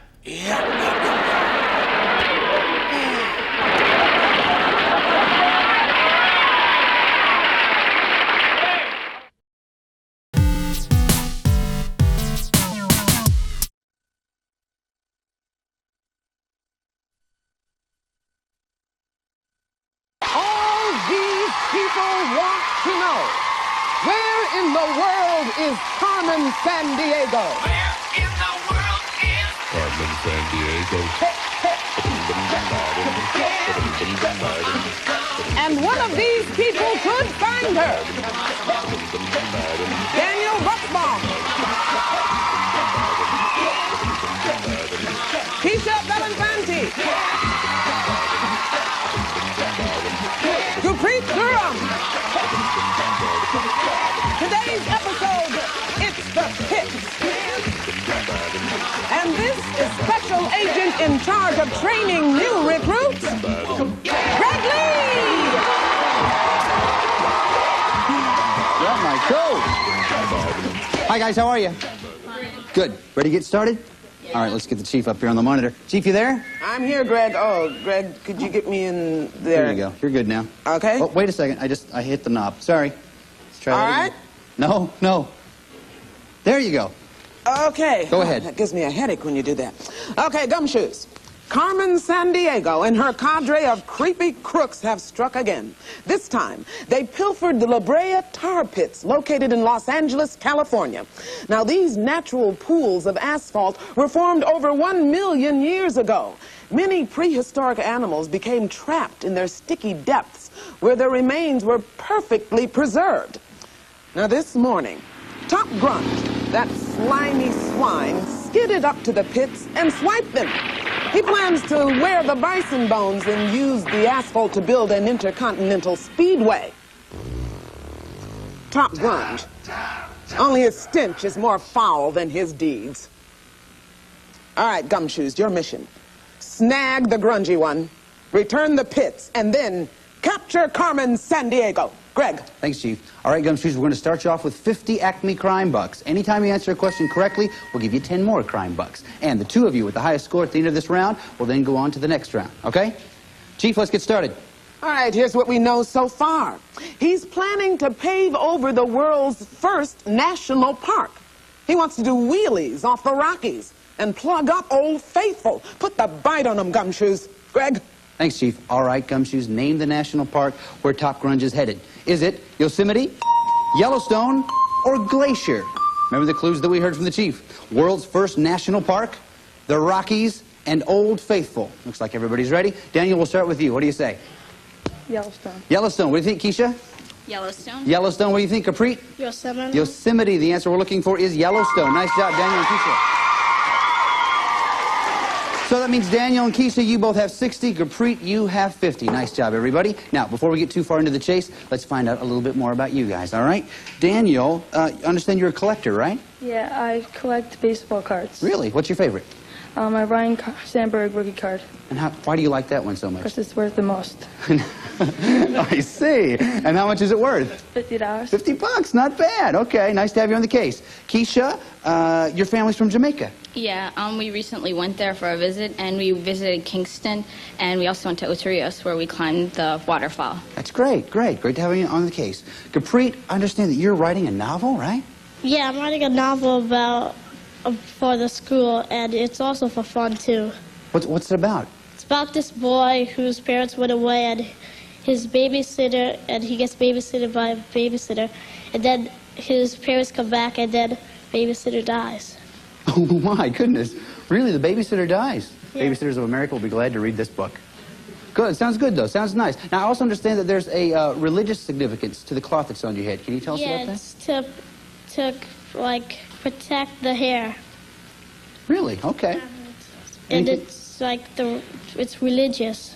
And what religion is that? It's Icc. Okay, well, great. It's great to have all of you on the case. Let's get started, shall we? Now, we understand that the Grunge Meister was seen by this next informant headed south on a garbage scow. There's something fishy about this guy. Watch. Yeah, I've seen him. He stopped for a romp in the Fresh Kills landfill, the biggest garbage dump in the world. We're talking 2,400 acres, piled 175 feet high with refuse. It's on one of the islands of New York City. You know, the one with the ferry. Hope you snagged him. The guy's a walking environmental crisis.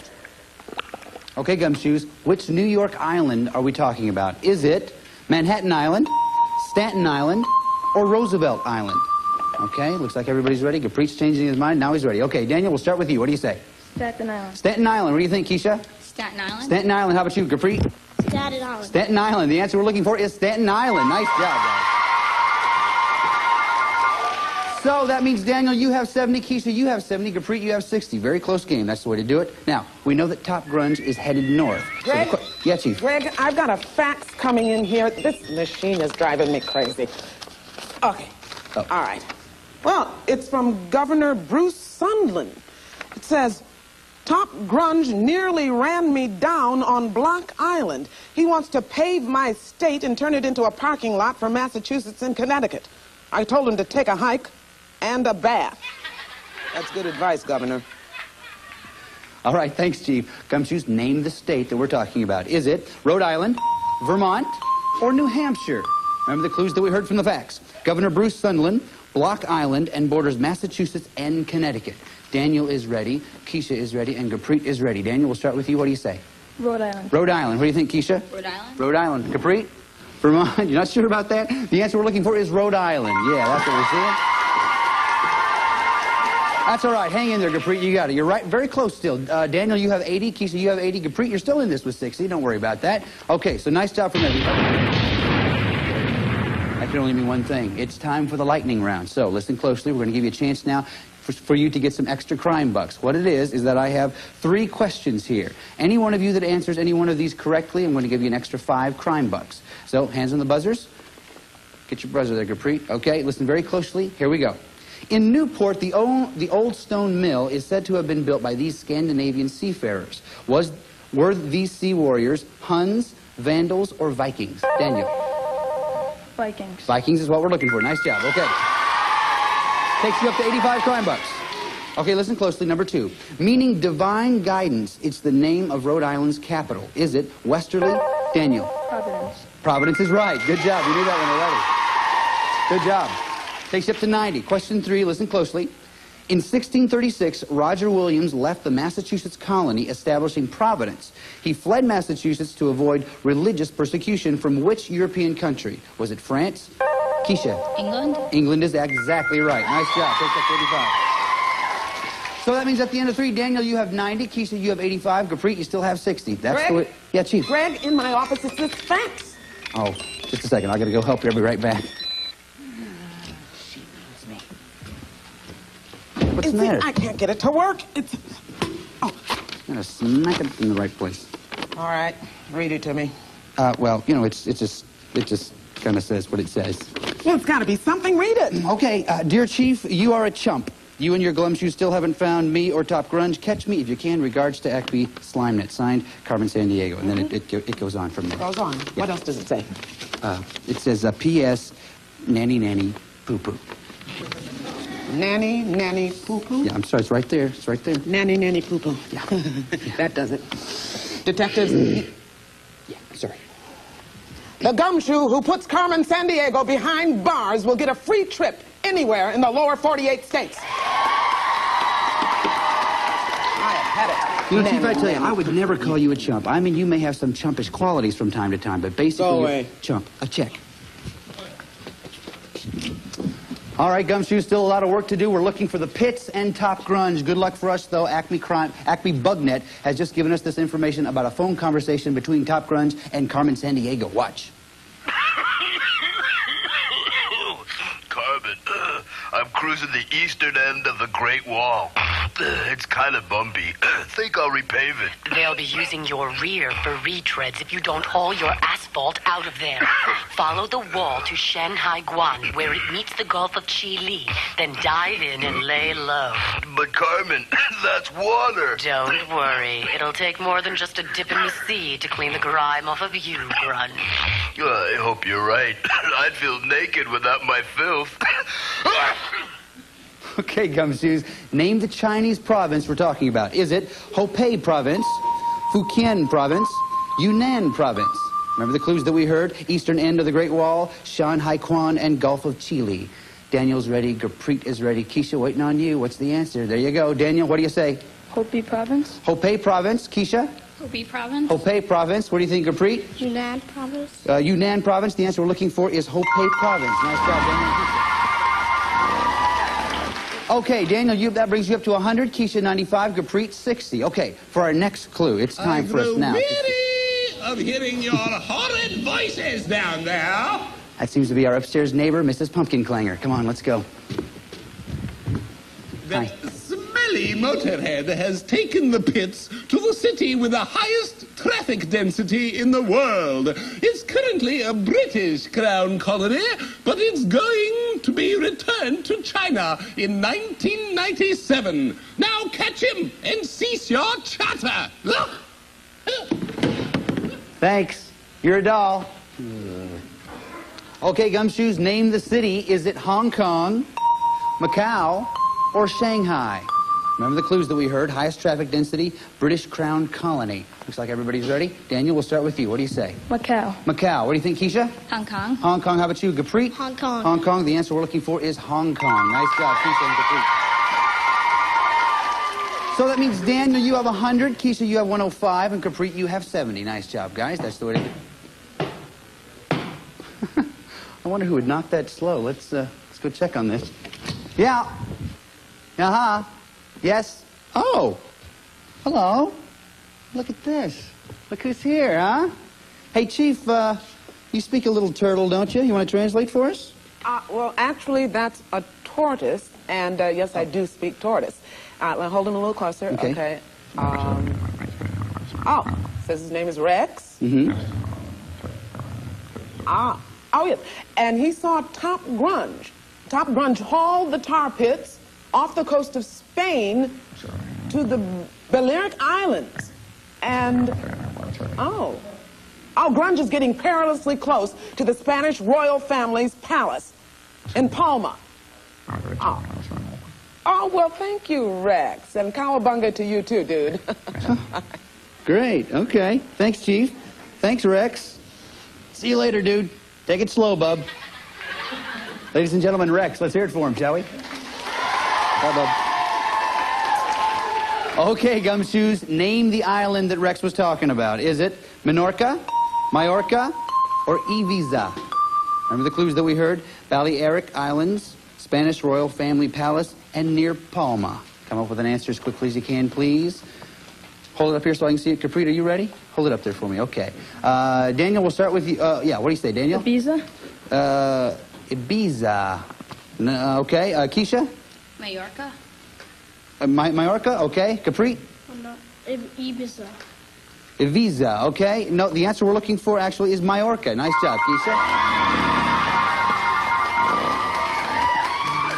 Okay, so that means, Daniel, you have 100, Keisha, you have 115, and Gurpreet, you have 70. Nice job, Gumshoes. That's the way to do it.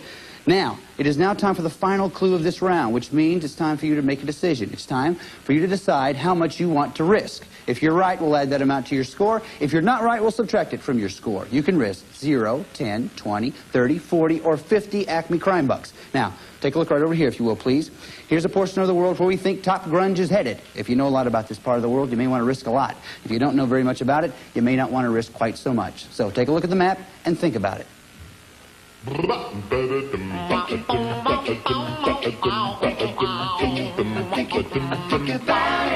much you gonna risk? Yeah. Okay, looks like everybody's made a decision. Nice job, guys. Now, unfortunately, it looks like we've lost Top Grunge again. Greg, in my office now. Oh, yeah. Okay. Be right with you.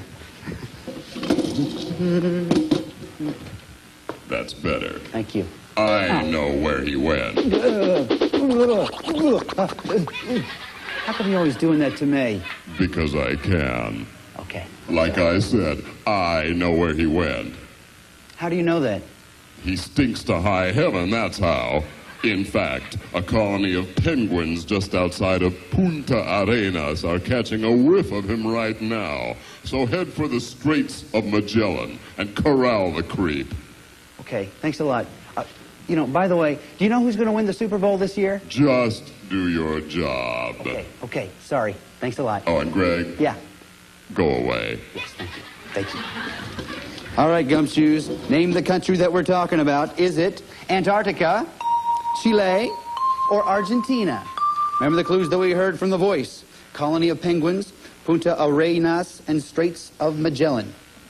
Come up with an answer and lay it down in front of you there, and we will go from there. Okay, everybody got it? Okay, Capri, you have 70 crime bucks. Before you give me your answer, how much did you risk? Well, I risked 50 50. Okay, went for the whole thing. What answer did you give? I did Antarctica. Antarctica. Oh, I'm sorry. That's not the answer we're looking for. You're going to go down 50 crime bucks down to 20 then, okay? Daniel, you have 100. Before you show me what your answer is, how much did you risk? I risked 20. 20. This will take you up to 120 if you're right. What'd you say? I said Argentina. Argentina. Oh, tough break. That's not the answer we're looking for either. Keisha, you have 115. How much did you risk? 10. 10, okay? So if you're right, you'll go up 10 more. What'd you say? Argentina. Oh, tough break. You'll go down 10 that way. But everybody's wrong. The answer we were looking... I know. Yeah, I know. The answer we were looking for there was... Okay, all right. The answer we're looking for is Chile. But Daniel and Keisha, you're going on to the next round anyway. Good job. Capri, listen, man, you were a great detective, did some great stuff for us. Thanks for being with us today. We have some of the great kit that's going to help you in your next case. Chief? It's the official Acme Crime Net travel kit, and it includes a World Traveler's Atlas, the official CARMEN watch, a CARMEN sweatshirt, and a subscription to National Geographic World magazine. And our thanks for your good work on this case. Capri, I salute you.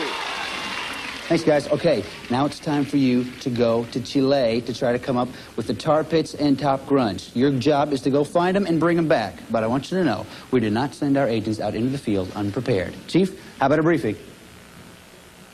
Here's the lowdown on Chile. South American country, founded by Spanish colonists who conquered the native Mapuche Indians, achieved independence from Spain in 1818.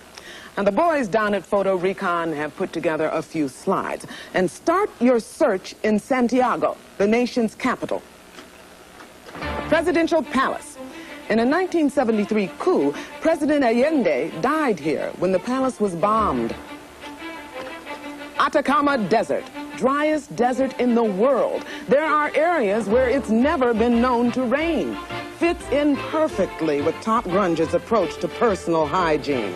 Look for him here. Now here's an Acme ChillNet expedition exploring Chile's southern fjords, glaciers, snow, some of the world's stormiest weather. It's a good place to hide the tar pits. Easter Island, home of the Moai, gigantic statues which guard the coast. Now, no one knows how the islanders moved or raised them. Top Grunge may hide out here. Nearest inhabited land is 1,200 miles away. You know, these statues remind me how much I loved sculpture. You know, when I was a little chieflet, my cousin Wafer and I used to make clay sculptures. We'd always ask our Aunt Powder Sissy to tell us whose was better. They're like apples and oranges, she'd say. I can't compare. Now, no matter how much we begged, Aunt Powder Sissy never said which she liked better. Well, a few days ago, for old time's sake, Wafer and I got together to make clay sculptures and, well, of course, you see, mine is better. As you can see, there's detail that is not apparent here. Now, if you look very... Oh. By the way, Top Grunge and the tar pits are in Chile. Move out. But if you look very closely, you will see the detail and lifelike. Okay, guys, here we are in Chile. Lay your stuff down right here, if you will, please. Take a walk right over there. Let me show you what we have. Here are the locations where you might be able to find top grunge, the pits, and a warrant for grunge's arrest. Now, what you have to do first is find the loot. That's the evidence you need so that you can get the warrant. With the warrant, you can arrest the crook. Connect all three of those, the loot, the warrant, and the crook, in that order in a single turn, and you get a chance to try to catch Carmen Sandiego. Catch Carmen Sandiego, and you get that trip to anywhere in the lower 48 United States. Now, one more thing. You can pick any one of these locations you want to, but if you happen upon the loot, the warrant, or the crook, you get a free turn, okay? Keisha, you were ahead at the end of the last round. We'll let you go first. Plains of Patagonia. Plains of Patagonia. Nothing there. Daniel? Downtown Santiago. Downtown Santiago. Nothing there. Keisha? Atacama Desert. Atacama Desert. Top grunge. Top grunge is there. Remember, he's the last one you got to find. Use some strategy. Go ahead, Keisha. All right, Rahoo River. The river. Go ahead. Nothing there. Daniel. Vineyards. The vineyards. Nothing there. Keisha. National Park. The national park. Nothing there. Daniel. Southern Glaciers. Southern glaciers. Nothing there. Keisha. Presidential Palace. The presidential palace. The warrant. That's the warrant. That's the one you need in the middle. Use some strategy. Go ahead, Keisha. Plains of Patagonia. Plains of Patagonia. Nothing there. Good strategy. Daniel, go ahead. Lake District. The district. Lake District. Nothing there. Keisha? Chanchi Pier. Which one? Chanchi Pier. Okay. Nothing there. Daniel? Maypole Canyon. Maypole Canyon. Nothing there. Keisha? Easter Island. Easter Island. Nothing there. Daniel? Copper Mines. Copper Mines. Got to be there. Gooey Tar Pits. Good job. There's the tar pits. You get a free turn. Go ahead. Presidential Palace. Presidential Palace. The warrant. That's two. Can you find top grunge? Atacama Desert. The desert? Yeah.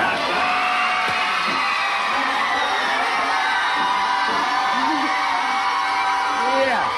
Come here, Daniel. Oh, stay right there, Keisha. Stay right there. We'll talk to you in a little bit. Nice job, Daniel. There's one more thing you need to do now. Now that you got top grunge, pull on this chain, put him in jail. Top grunge. Put that up here. Listen, we're going to talk about your next adventure in just a little bit, but in the meantime, Keisha, you were a great detective. You tracked top grunge all the way to Chile. We've got some great stuff for you. Chief? It's a pocket translator for instant translations of 14,000 words and phrases in 10 European languages. Nice work, Keisha.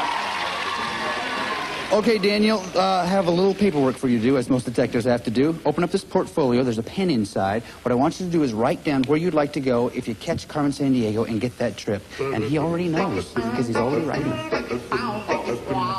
Oh, nice choice. Didn't take you long, right? Yeah, that didn't take you very long at all. So you know what you wanted. You went for it. You've had a good day so far, right? You got the tar pits back. You got top grunge. There's only one thing left for you to do. Okay, can you hold on to this for just a second, please? Get this phone call. Hello? Yeah. Yeah, it's right here. Hold on. It's for you. Hello? It's a dirty trick, me being at the joint and Carmen on the loose. Look for her in Asia. Okay, looks like you and I are going to Asia, pal. Chief, what do you say? Daniel, here's a list of places Carmen may have traveled.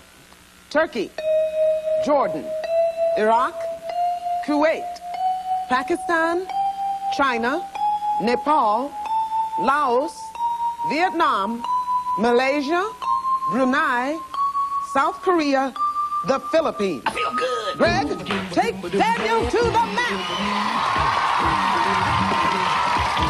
What's it all about here, dude? All right.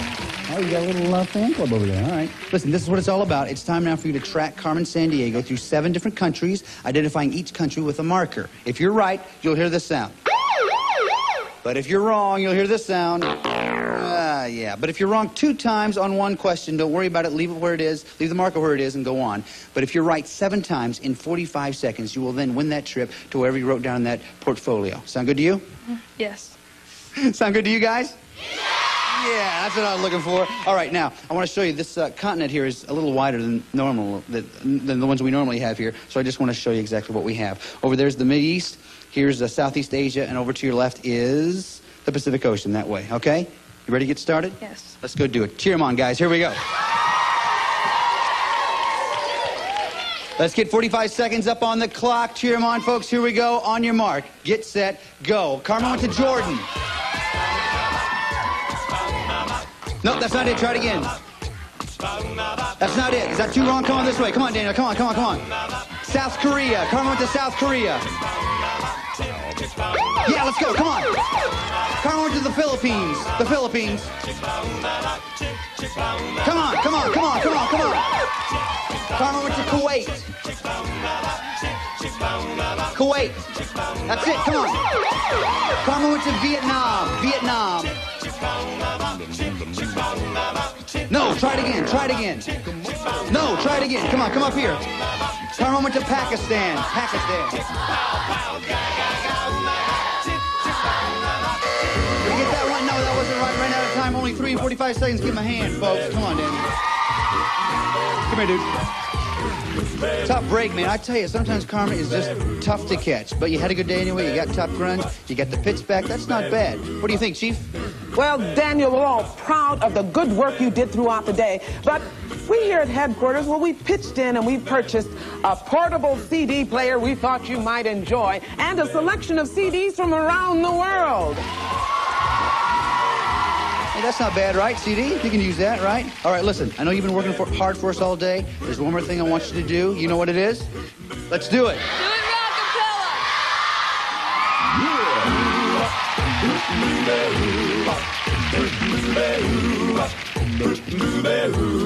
Well, she sneaks around the world from India to Carolina. Sticky finger culture from Berlin down to Belize.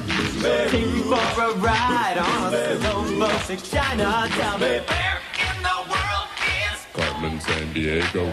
still their soul in South Korea? Tonight at 8, soar high with the ace flyers of the Canadian Air Force. Leslie Nielsen hosts a salute to Canada's magnificent snowbirds. Then at 9, see how Canada's 20-year experience with national health insurance has worked as Walter Cronkite hosts Borderline Medicine. At 10, Alberta's Kurt Browning shows his Olympic skating talents in Tall in the Saddle. Quality shows during Canada Week on 56. And in Scandinavia, they just stick 'em up down under and go big pocket furs. She was the missing misdemeanor when she stole the beans from Lima. Tell me where in the world is Carmen, San Diego. where in the world is Carmen San Diego? Tell me where in the world is Carmen San Diego? Where could she be? Where in the world is Carmen San Diego? Where in the world is Carmen San Diego? Where in the world? This is Lynn Thigpen speaking for Where in the World is Carmen San Diego. See you next time. San Diego. Where in the world is Carmen San Diego? Could she be? Where in the world is? This program was bankrolled by the Corporation for Public Broadcasting.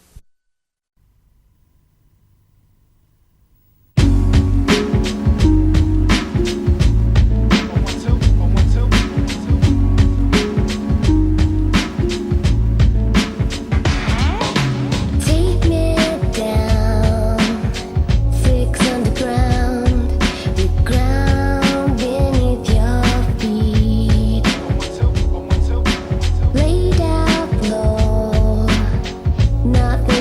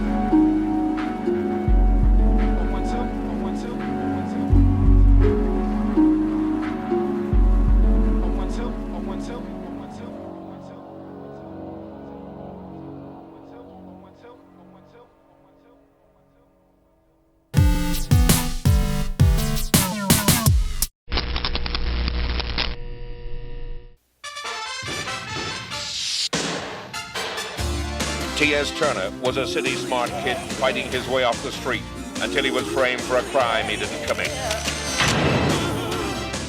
Amy Taylor was a young crusading lawyer. She mounted an appeal to put Turner back on the street, this time in a suit and tie, working as a private detective. Together, they are TNT.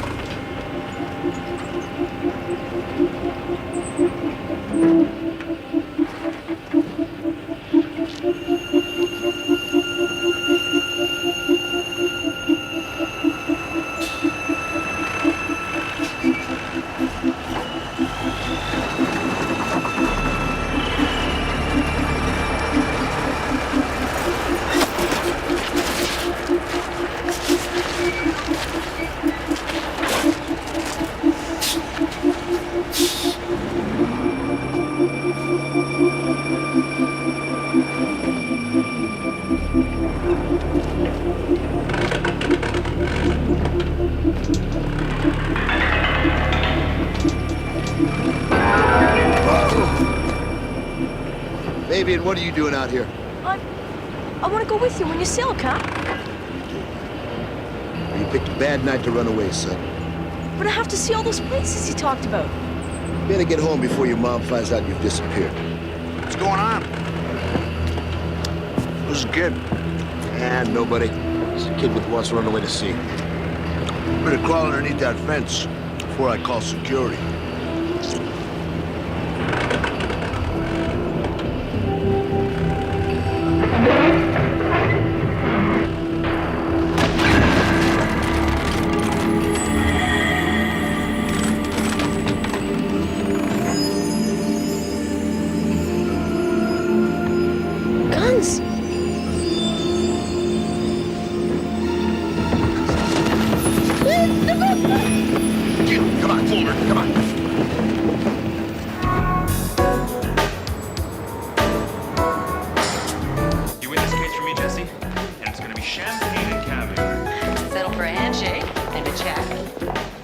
Like you only took this case for the money. No comment. Miss Taylor. Donna, how are you? What's the matter? You said I could call you anytime. Of course, what is it? It's Fabian. He's run away again. Have you called the police? They won't help. They won't help you. That's their job. They say they don't have time. Doesn't sound right to me. I'll call them, and we'll talk to my partner. Who's your partner? Hey, stop that guy!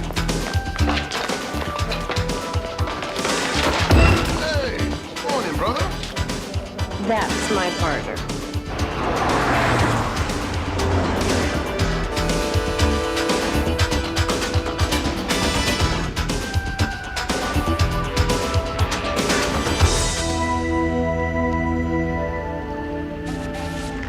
Clear to set sail tomorrow night. It's fine with me. Can't wait to get out of this town. What's eating you? The kid? The next shipment coming in. One load tonight, next one tomorrow, just before you shove off. Might want to put this in the bank before you go. One other thing, Grayson.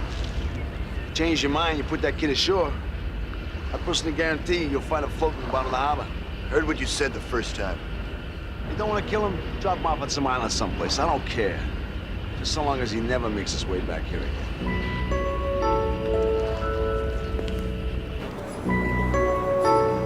There are 5,000 runaways every year in this city.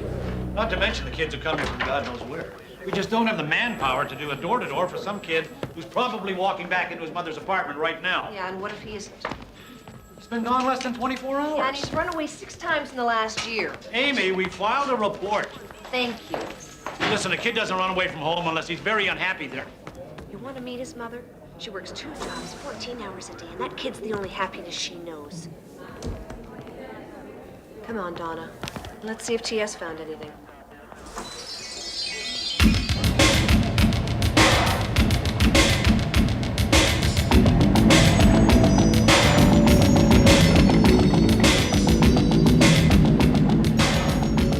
Down here all the time. I spend half my life chasing them out. Have you ever seen this kid around here? Mother said you usually carry a sketch pad with her. Looks like a nice kid. Like I say, they come down here all the time. Look, these ships took cargo on last night. Maybe one of the gang saw 'em. Thank you.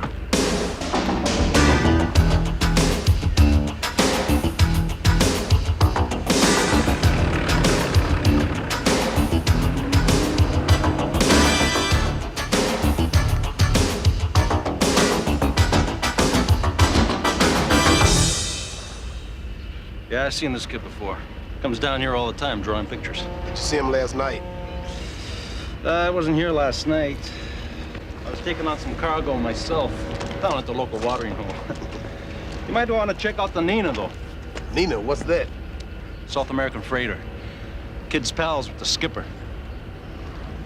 Thanks a lot. No problem.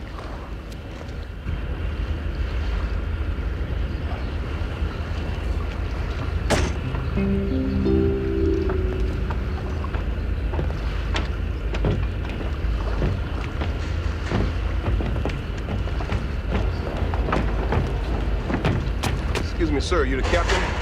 No, I'm the owner. Who are you? T.S. Turner, private detective. I'm looking for this kid. Never seen him before. Sorry. What about last night? Wasn't nobody around here last night. According to the schedule, you took on cargo last night.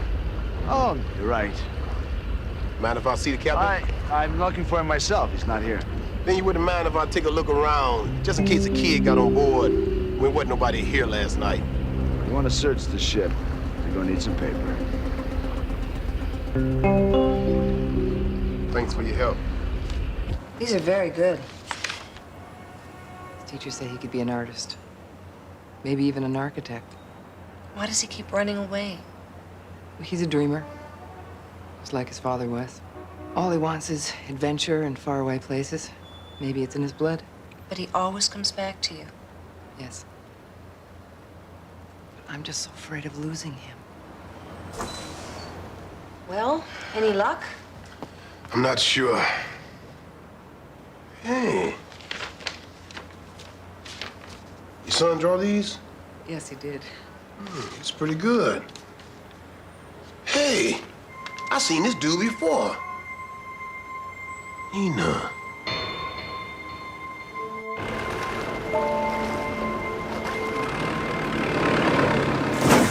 Hey, easy, easy. Next time you won't be so lucky. We pull you sky high. Why do you have to smuggle guns? Son, it's very complicated. You do it for the money? It's not that simple. You told me you should farm equipment. You lied. You lied about everything. I wish I could explain it to you. I'm a prisoner here. You're not gonna let me go. I can't. I'm sorry, son. Not after what you saw last night. I'm sorry.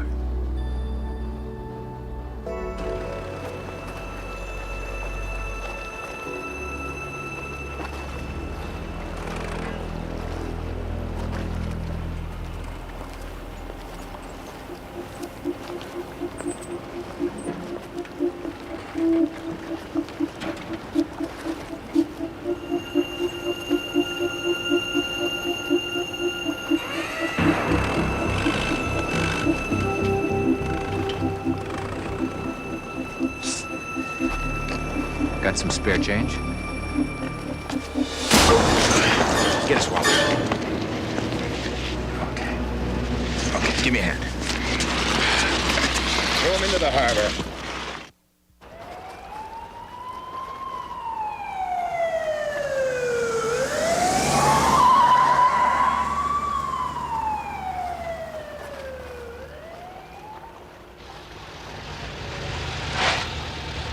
On the Pier 19 over there, this big splash.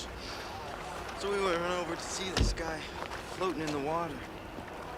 Real heavy sucker, man. I tell you, it took 2 of us just to get him out of the water. T.S. Oh, T.S. Is he gonna be all right? We don't know yet. Come on, okay.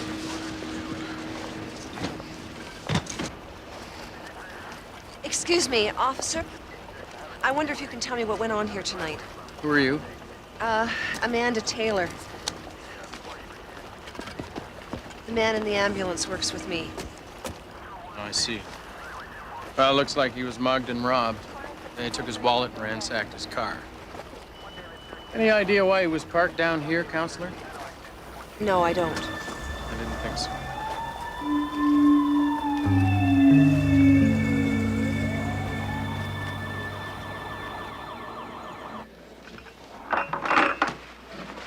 Bon appetit. Looks tasty. It's the best you're gonna get around here. Hi. Brought you some flowers. Oh, thank you so much, Amy. Are you hungry? No. How's your head? Still on my neck. The ship belongs to Eric Langdon. He owns an agricultural equipment factory. The harbor master said they were definitely taking on cargo last night.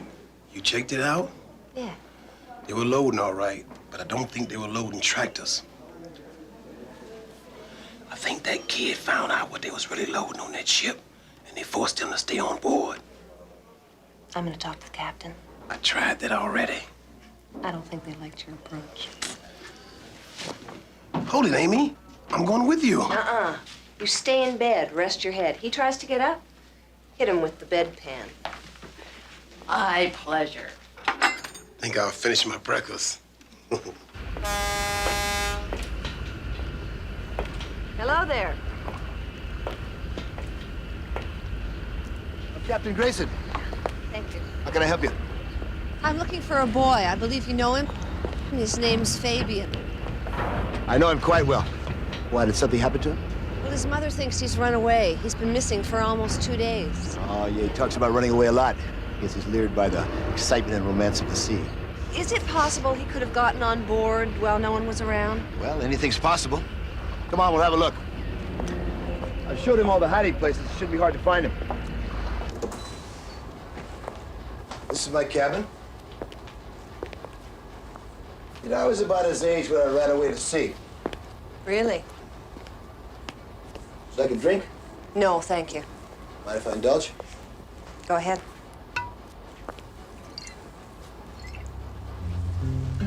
Tell me, Captain, do you always travel the same routes? Mostly Central and South America. Try to avoid the hot spots. It's kind of difficult these days, isn't it? Can be. Come on. I'll show you the engine.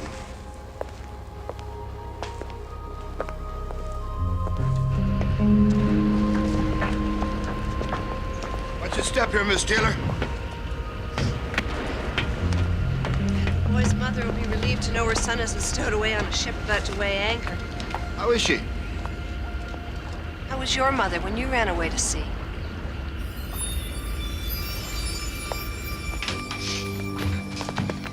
Son, sorry.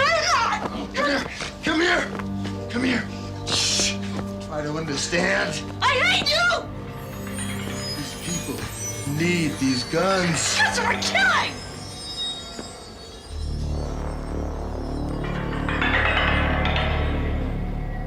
Oh, thanks, Donna, for smuggling this sandwich in for me.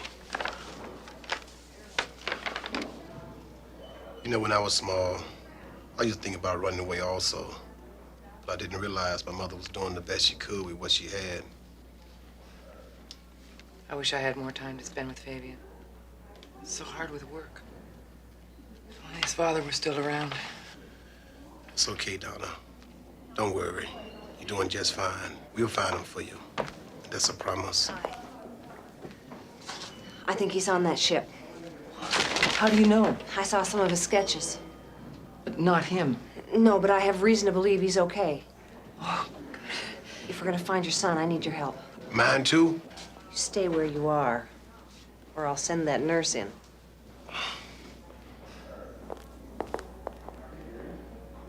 Amy, we don't have any witnesses who saw that boy aboard the ship.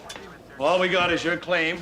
You saw his sketch pad. And his mother's word that it's the same sketch pad he had the afternoon he disappeared. It's not enough to get a search warrant, and you know it. Jones, if that ship leaves port tonight with that boy on board, I'm gonna do everything I can to hold you personally responsible. All right, come on in. We'll swear everything.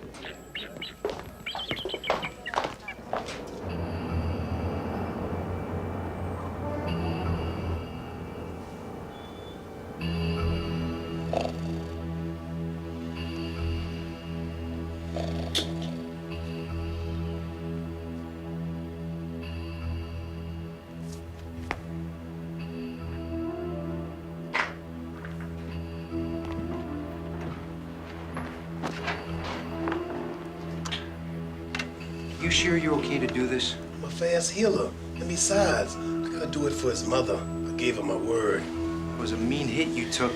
My mother always said I had a hard head. If you had some hair, it would have cushioned the blow. Listen, if you ask me real nicely, I'll go down that ship and check things out for you. Nah. You just stay right here. Crawl up under cover and get a good night's sleep.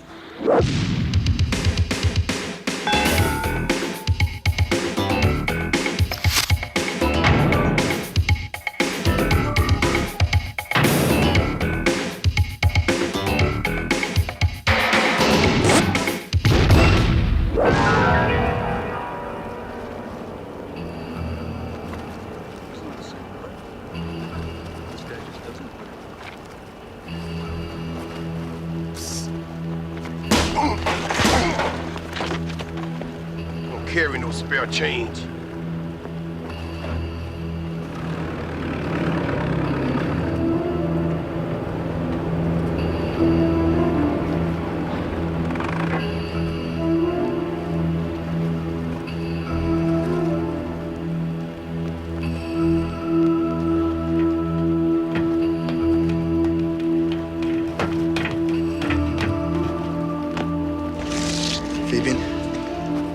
Straight home.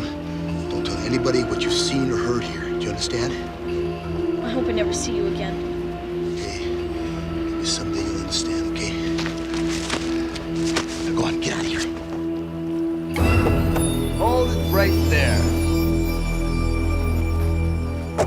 Now, why don't everybody just get back on board the ship? Let him go, man. It's a bit late for heroics, Captain. Run.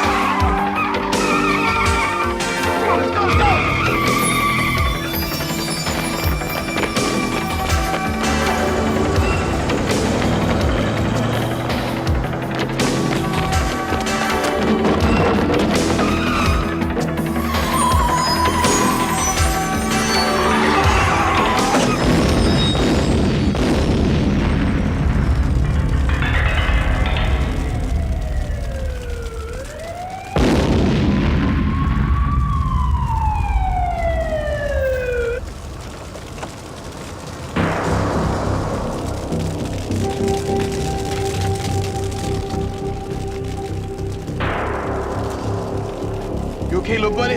Yeah, I think so.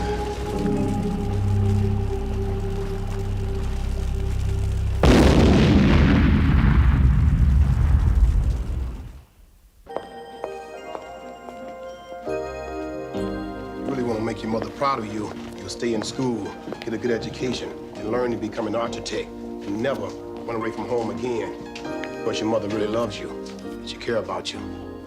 Go in there and see the man. Do I have to? Look, brother, do you realize that man saved your life? If he didn't care for you, he wouldn't be laying in that hospital bed.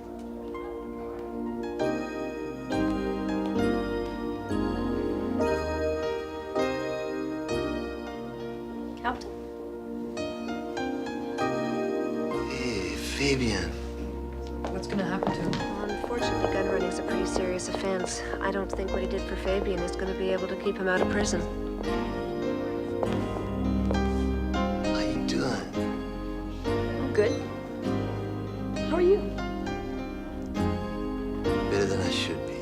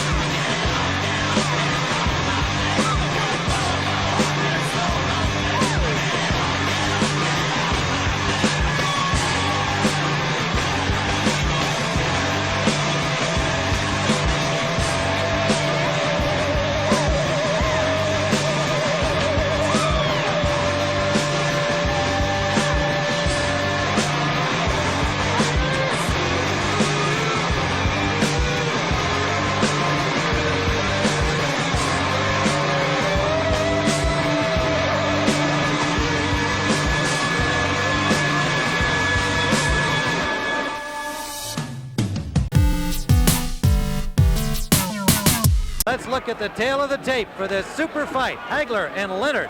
32-year-old Marvin Hagler came in 1/2 pound over the former welterweight champion, Sugar Ray Leonard, 30 years of age, saying he is comfortable at 158 pounds for this middleweight bout against a man who, as I like to say, was born at 160. All right, listen.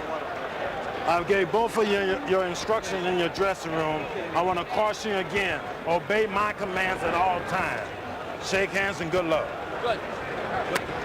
He speaks with a forked tongue. Didn't have the guts to do it. Your old friend Angelo. Well, I'm just as glad that there was nothing of that kind. This has been a very professional presentation from the very beginning since it was signed. The fighters have acted in very professional style. Let's see what happens now. Ray Leonard said that the first round is going to be the most important round of the fight. He says he has to win the first round and gain Marvelous Marvin's respect. Let's see if he can do it. And here we go. Need I say, Leonard in white and Hagler in blue. And Hagler is not boxing as a southpaw. I just don't like that at all. Why he does that, I'll never know.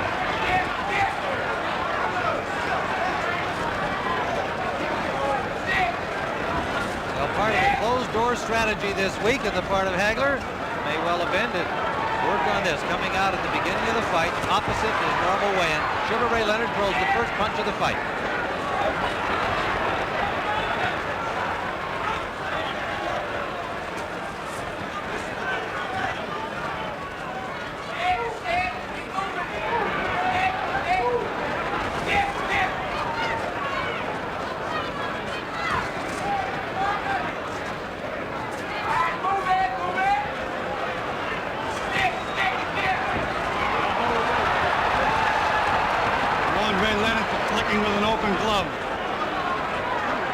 Speaking of the gloves, they are the tabbed variety with the thumbs attached to the body of the glove. First punch by Hagler. Clean miss. Nice combination by Leonard. And Hagler's talking to him and smiling at him. Hagler said he expected to get hit. He just wasn't too concerned about it. I'll take anything he can throw.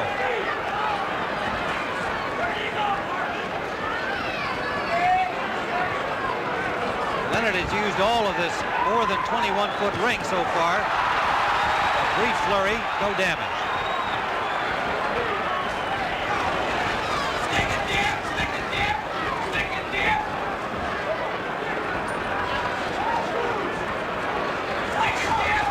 Hagler content to cut off the ring, and Leonard good with right hand.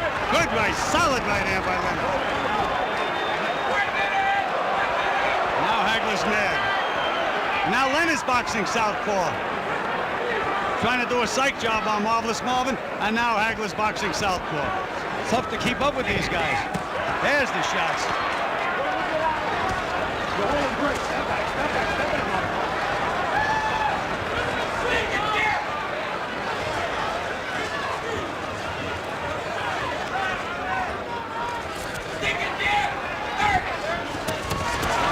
Combination by Leonard. Under 30 seconds, round one. Well, Tim, right now, Leonard is floating like a butterfly and stinging like a bee. But can he keep it up? Feinting, moving, feinting. Final seconds of round one.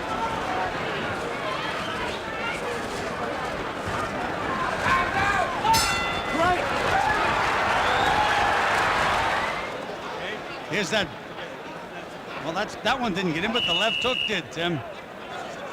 Yeah, that was not the big right hand that we saw scored by Ray Leonard. The first serious punch of the fight. Round number two, scheduled for 12 under the WBC rules, and at Leonard's insistence. 12 instead of 15. I just don't understand this. Marvelous Marvin is acting very, very cocky, but you can't let the other guy put rounds in the bank. He's much better as a southpaw, and yet he's fighting orthodox. I don't know why. Landed a left hook lead. Trying to cut that ring off.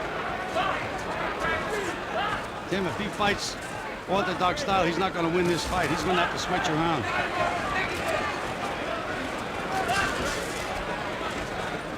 Well, that may be only a matter of time until he makes the switch, but it is a good question.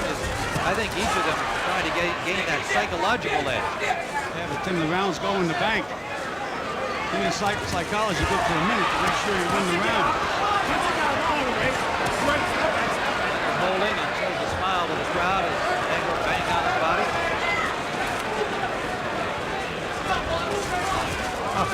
Work it, get out. Work it.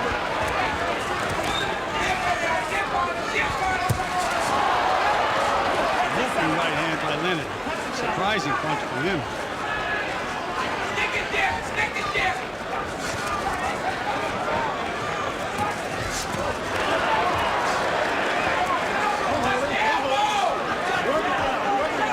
Step back, please. Break. Stick it there. Stick it there. Snap that punch from Bill Lambert. Not a snap. You know, I think Marvin is making a mistake. He's trying to prove that he can outbox Lambert. It's not necessary. Just try to win the fight. And therefore, Ray has done a psych job on him.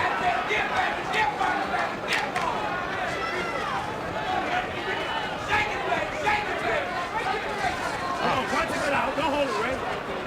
The 1987 version of Sugar Ray Leonard, quite a different look, but some of the same old stuff. A lot of grabbing, though, Tim. Starting to hold early in the fight. Hagler may feel correctly that Leonard couldn't keep that up for too long, doing all of the circling and dancing he did in round one. I'd love to know why he's not fighting as a southpaw. Fighting as a southpaw, watching Leonard in camp, he couldn't handle southpaws. Right hand by Leonard, combination to the body by Hagler. Into the 30-second mark in round two. Good counter punch by Leonard as a lunging fist by Hagler. Hagler now pulls him for the first time in the fight. And Leonard punched his way out of that clinch. Another combination by Leonard. Final seconds of round two. Another miss by Hagler, and Leonard made him pay again. That's the end of round two. 20%. Round number three, scheduled for 12. All right, now let's see. Now he's fighting as a southpaw. Let's see if there's any difference at all. Leonard at the moment circling to the right, and Gil, you note that he does that more than most fighters do, and in your opinion should. Well, and Tim, watching him in the gym when he did that, he was getting nailed with straight left hands. There he goes to the right, now back to the left this time.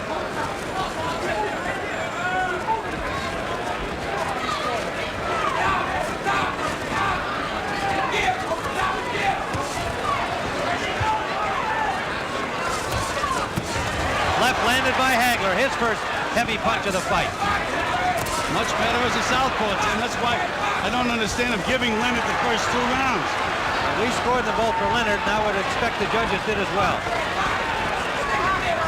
They are Dave Moretti, Luke Filippo, and Jose Guerra. Las Vegas, Los Angeles, and Monterrey, Mexico. The judges. Right hand lead landed by Leonard. Just a glancing blow, Tim. The way Leonard is moving, he's moving right into a straight left hand. Body shot by Leonard. Shot to the head by Hagler.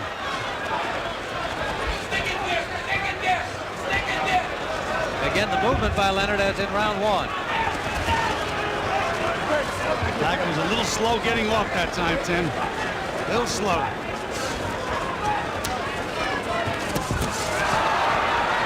And Hagler outpunched him in that exchange. Scoring to the body. Working it out. Working it out.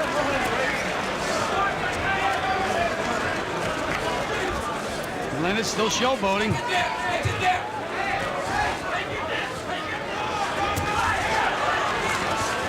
Come on, punch it out. Punch it out. Right hand out of the clinch from Sugar Ray Leonard.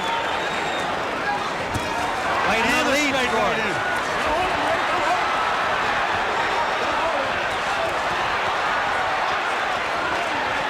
Hagler's starting to lose his temper, Tim. Now Leonard's confidence is building, and he senses that Hagler's losing his temper. He wanted that. He said, you've got to frustrate Marvin Hagler. Warning for pushing against Leonard. But that was significant, Tim, because Leonard was able to push the supposedly stronger Hagler back. Leonard's mouth is wide open, Tim. Starting to breathe heavy. Leonard continues to put a lot of miles on those new sneakers. Good combination by Leonard, Tim. Right hand, left hook. And the crowd's emotions. Here we see the replays now. Nice combination by Leonard. Right hand to the body, right hand to the head.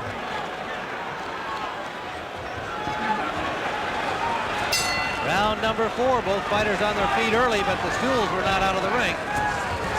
A left-hand lead scored by Hagler. Real sense of purpose on his face now, as there should be.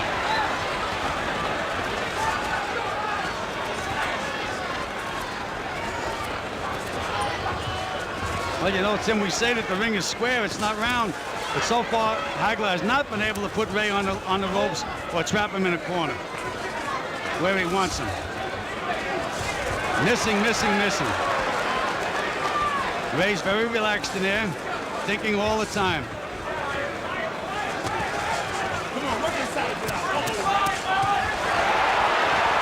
Richard Steele scored a couple of points for Leonard. Ray was holding, he said, working there. No holding work, and Ray sure did work. Nice combination.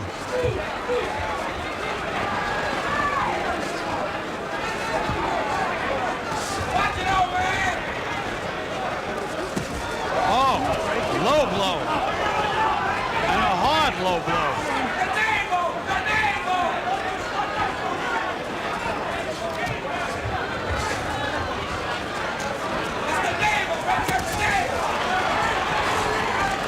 Now Hagler's boxing authors are back to southpaw. He's a little confused by Leonard, Tim. I mean, really, he can't find Leonard at all.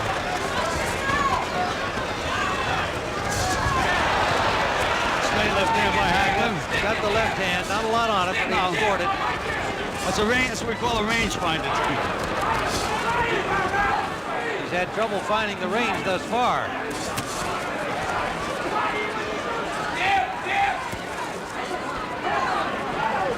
Looks like Leonard, to me, is going to nail Hagler the other way around. Good move by Leonard out of that corner. Hagler thought he had him there. Now Leonard scores a combination. Confidence seeming to build as each second of the fight ticks away.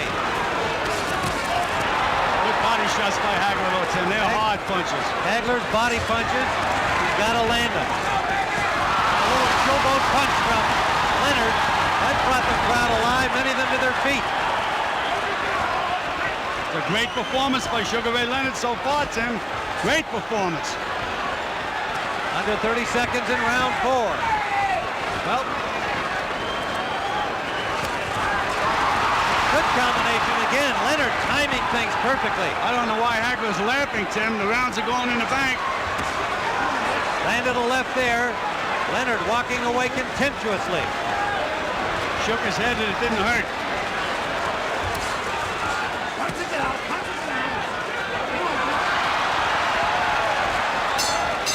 The end of round number 4, and from words from Hagler, he's not happy at all with the showboating of Leonard, but he's going to have to find a way to do something about it.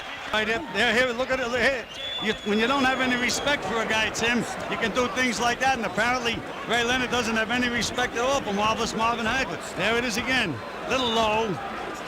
Was a little low. Nope. Round number 5. Did Leonard push him away? I would say that this is almost a critical round for Hagler. He's got to make something happen. Good right hand by Leonard. Hagler trying to pull him into the corner, but Leonard will not go.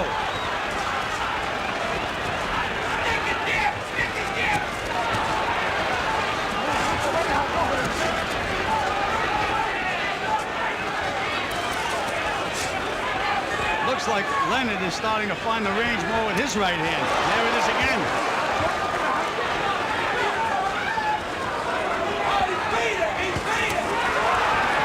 uppercut lead, and it landed. He's now, Leonard is fighting up. Tim, he's looking to nail Hagler. Got nailed himself that time with that right hook. Hagler still talking. Leonard would hope it's in frustration. And it is, Tim. No question about that. Leonard is definitely frustrating him.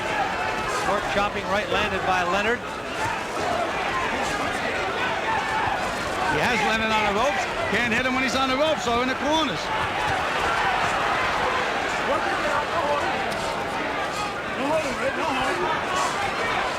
He's going to nail Hagler again. I can see the punches coming. He just missed that combination, however. Didn't miss that one. Oil miss by Hagler. Leonard tried to make him pay, but Hagler got himself in a defensive position. Ray told me that in the Mugabe fight, Hagler turned completely around when he missed, but Mugabe didn't make him pay. He said, I'm going to make him pay. And you see how he jumped on him then? Now Hagler's back to orthodox. He just doesn't know what to do. If I were him, I'd stay southpaw. His best bet. Now he's southpaw.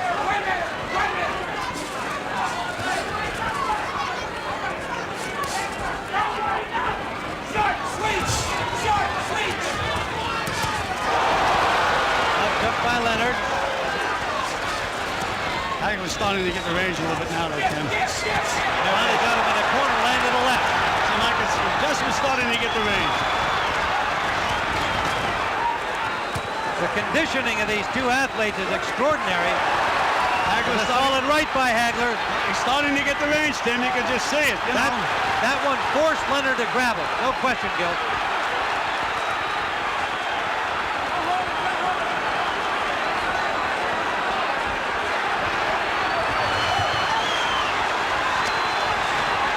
Leonard stopped on the ropes for the first time in the fight. And hit a couple of good body punches. Now he's punching back, but Hagler, Tim, he doesn't belong in there. Into the round.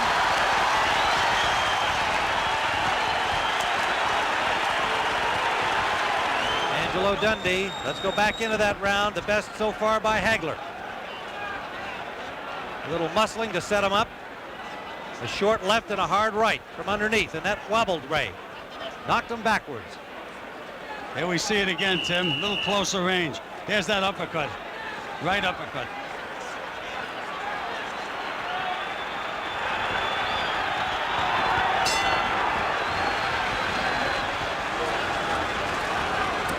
Tim, I think this is a key round. Has to be a key round. If Hagler can win this round, he's right back in the fight. But if Ray wins it, it's going to be a long way uphill for Marvin. Well, I felt that Hagler had to make something happen in the 5th round, having given the first 4 to Leonard, and he did. We scored the last one for Hagler. And so did Angelo Dundee. You can hear that in the corner. Good combinations there by Hagler, counterpunching well. Better timing. Ray is starting to breathe a little heavy. We can see that near the end of the 5th round. And Hagler's banging to the body, Tim. 3 solid body punches. Well, Gil, this has been more than anybody could have expected thus far. Tim, Ray Leonard has already proved what a great fighter he is.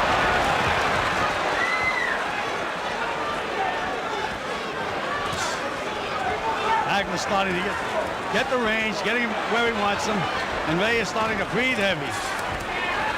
Ray now is going to have to nail him with a good punch. He's got to slow him up a little bit. Tried to do it that time. Nothing on it. Nothing on Ray's punches, Tim. Nothing at all. Beautiful move. Great movement there. That was some of the old Sugar Ray. And a right-hand lead landed. There's nothing on the punches, Tim.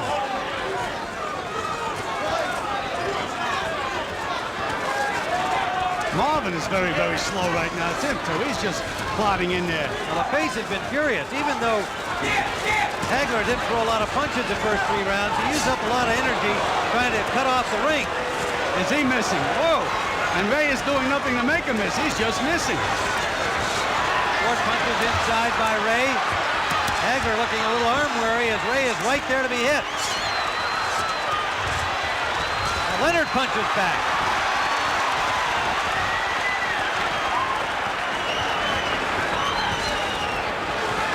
Hagler does not look sharp at all, Tim. Hagler missed with an overhand right. Leonard, pardon me, with that long right. Short right inside, scored on the break. Ray Leonard is holding and hitting. Twice Richie Steele warned him. 30 seconds to go. Round number 6. Marvelous Marvin Hagler looks very, very slow. Short chopping right hand by Hagler. Leonard was counting on the slowness of Hagler. He said he lost a lot of speed. Final seconds of the 6th round. Even when Leonard misses, Hagler's having trouble counting. But he landed a couple of good solid punches in that exchange. You heard Goody Petronelli saying, no more punches and flurries, Marvin. See what he does this round. We're in the 7th round, scheduled for 12. Remember, it was Leonard who wanted a 12-round bout, not Hagler.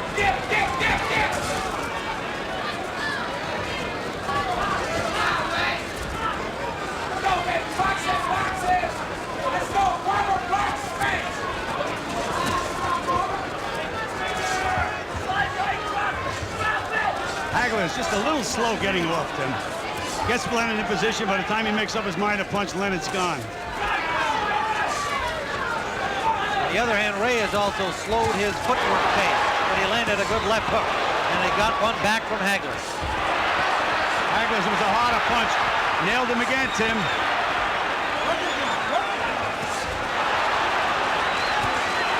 Solid punches by Hagler. Hagler finding the range, and Ray more flat-footed here, now backed up into the Hagler corner. Look at how slow Hagler is, Tim.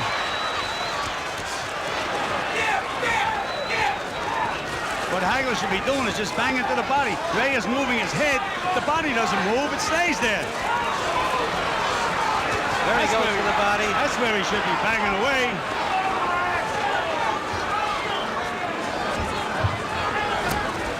Ray looks like he has no strength, then. Well, he was just pushed back by a forearm from Hagler.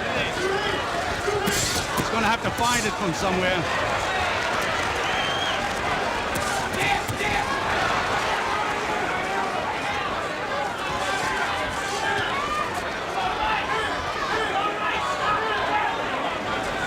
Tim, you know, a well-conditioned athlete, and I know Ray trained for this fight. A little tired now. He should get a second win, and he's going to have to get a second win. Hagler getting Leonard in a flat-footed position again, but good movement by Leonard when the punches arrive. And flurries back. Those were blocked by Hagler in the last exchange.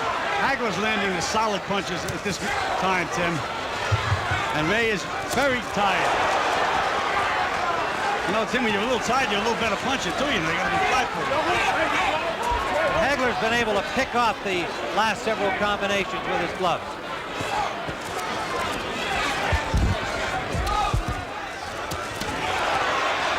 As he did there. And he smiles and laughs at Leonard and gives him a grin back. Oh, there we go to Muhammad Ali. A nice combination. Working on the mind of Hagler. Hagler just keeps plodding ahead as it's workmanlike style. Those are the solid punches. Yep. Those are the solid punches. You guys are in a little trouble now. Bang into the body. Uppercut scored at the bell. They don't hear the bell. The end of round 7, the crowd on its feet. Going back to the action at the end of the round, a little short chopping right there that came after the bell. The fighters did not hear the bell. Round 8, a 12-round middleweight championship bout that has more than lived up to its billing, no matter what the outcome now. Good solid right jab by Hagler, Tim. That's almost like a straight right hand when he hits you with it. And as you pointed out in the first couple of rounds, time out here for some tape loose on the right glove of Sugar Ray Leonard. As you pointed out in the early rounds, Hagler not doing well fighting in the orthodox style as a right-hander, doing much better once he turns around. Tim, if he loses this fight because he gave away those first 2 rounds, he's not going to be able to live with himself. Well, here we go. A re-tape job on the gloves of Leonard. We are early in the 8th round.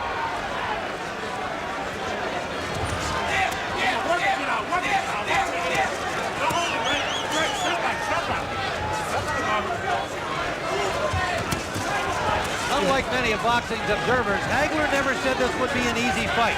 He knew what to expect from Leonard. He may not have known what style he'd see, but he knew he'd see a strong guy with a lot of heart and a lot of skill, even if they were somewhat rusty. The one punch that I'd be using if I was Hagler would be a straight left hand to the body to set everything else up.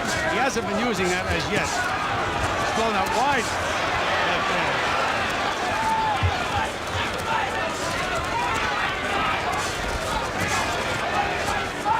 Ray is going to have to get that second win, Tim. Right hand jab starting to land now. And they're stiff. They're not just little jabs. They're stiff. Good right hook. Right over the glove. That backed up Leonard.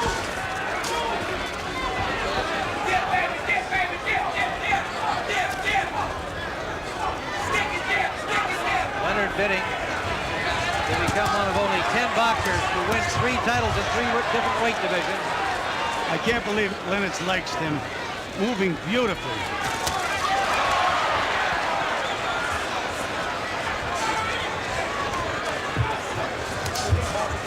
See, there's nothing on Leonard's punches, Tim. Hagler's able to move right through him. Leonard hit him with a right hand, didn't move him. He was able to counter with a left hand to the body.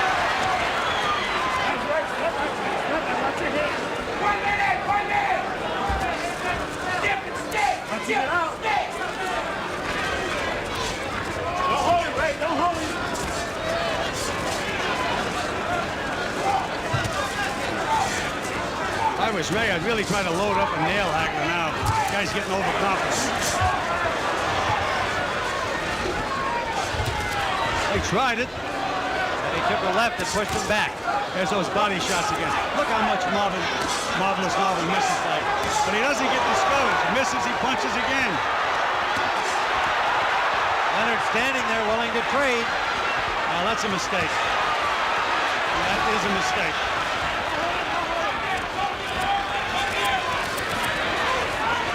Short chopping punches inside, scored by Hagler. Hagler is breathing very deep now too, Tim. He's gasping for breath. It's not a one-sided thing here. Another punch after the bell by Leonard. 2 rounds in a row. And a warning Leonard to box. Petronelli tells Hagler to slug. Get out there and put some pressure on. Be aggressive. Brawl with him. You know, Tim, all these fights have ebbs and flows. Now, Leonard was very tired before. He may be getting his second win, and Hagler may be getting a little tired. Could be a telling round in that respect. Vicious body punch by Hagler, though, Tim.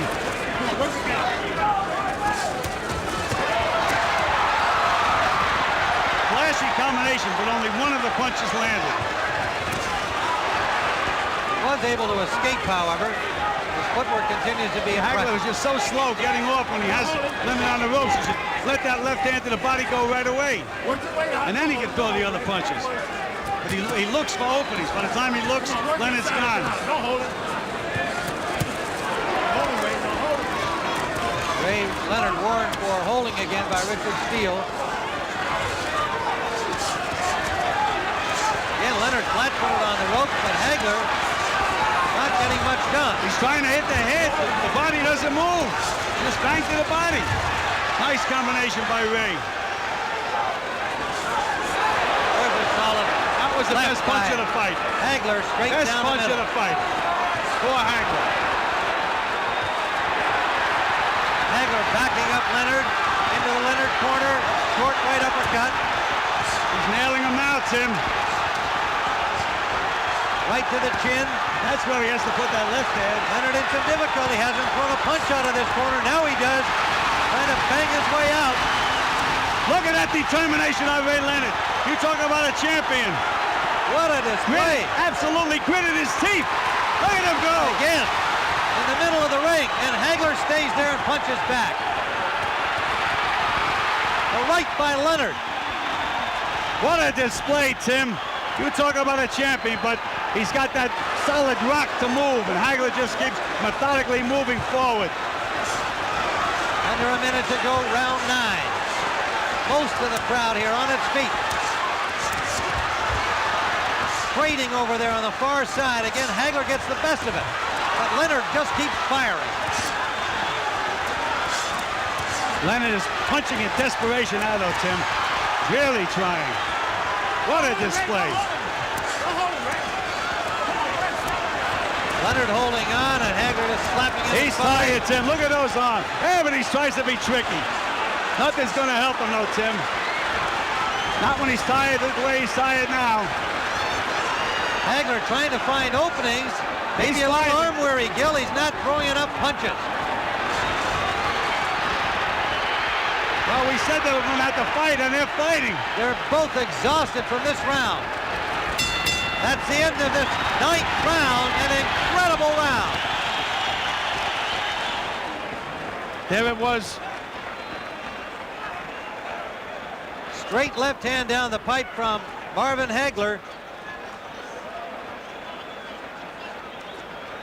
And then Sugar Ray Leonard coming out of the corner where he had just had his hands up to protect himself, and so who knows? But right now, as we see it, a very close fight with 3 rounds to go.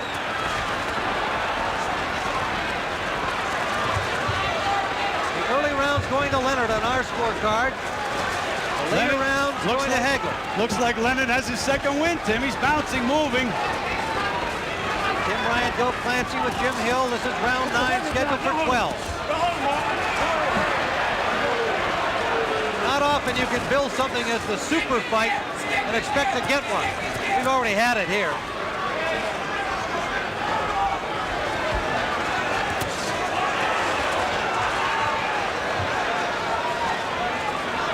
Marvin takes too long to get that straight left hand. He never throws a straight left hand to the body. He throws it wide. Should be straight. There it is, wide again to the body. Work it out. Gil, at this stage of the fight, you might wonder whether Marvin wishes it was a 15-rounder if he's unable to stop Sugar Ray in the next 3. Well, that was the first battle that Ray Leonard won when he got this fight to be 12 rounds. Those uppercuts of Marvin's starting to land now, Tim. Short little uppercuts that Goody Pettinelli told him to use in the corner. He has scored the bulk of the scoring punches in the last 2 seconds. Beautiful combination by Leonard. He just walks away. What's ahead? Halfway through round 10. Tim, I think it's getting to the point where Hagler's going to have to land a couple of big, solid punches. Good flurry by Leonard.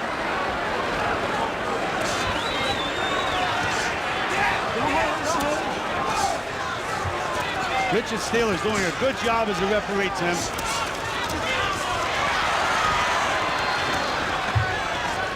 52 knockouts on Hagler's record at 62 victories. Sure, he didn't expect to see Leonard still here on the 10th round. Even with all of the respect that he accorded Leonard, knowing it will be a tough fight. Richard Steele continues to warn Ray Leonard for holding, Tim. Now, after a few warnings, you have to do something about it, besides warning. I don't think we're going to see a point taken away from either of these fighters. Hagler is just so slow getting off. Unbelievable. I don't understand why he doesn't fire that left hand to the body. Wild miss on a trick play by Leonard, and he paid for it because Hagler tagged him. They're both dead tired now. Look how Hagler is dead too, Tim. Work it out. Work it out.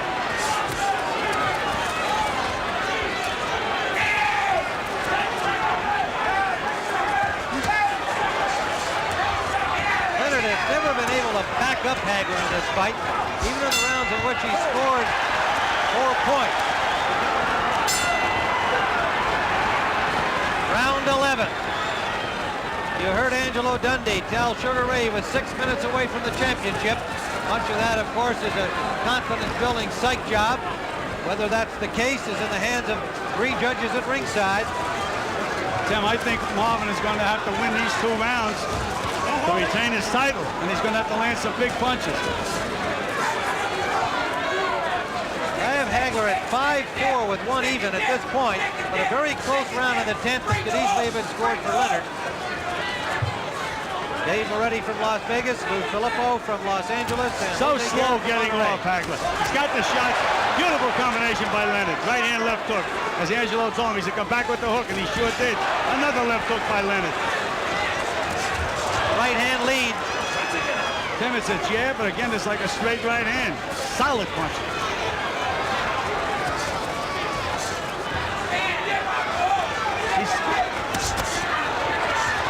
Solid body shot from Hagler, and Leonard escapes off the rope. He lands a combination. And moves Hagler. away.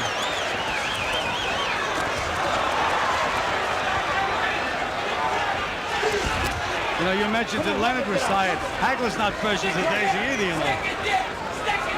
He doesn't have too much left.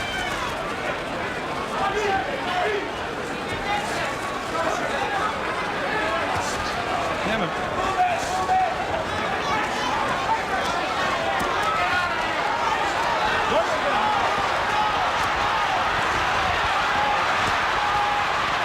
Hagler moving his hands without a lot of authority, but scoring some punches. The showboat again from Leonard. Well, we have to call him the Miracle Man after this, Tim. Well, you're not kidding. Anybody can have that layoff, do what he's doing tonight. He's a Miracle Man. Never been done in boxing history. Never. Whether he wins or loses. And right now, he's winning, in my opinion.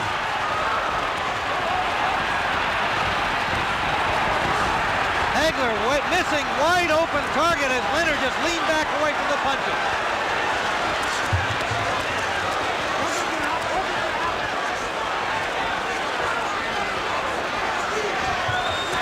Beautiful move by Leonard. Tim, he has Hagler tamed now, Tim.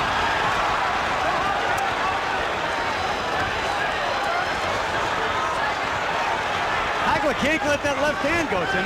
He should be throwing that left hand down the pipe. Just did it then. But that's what he should be doing all along.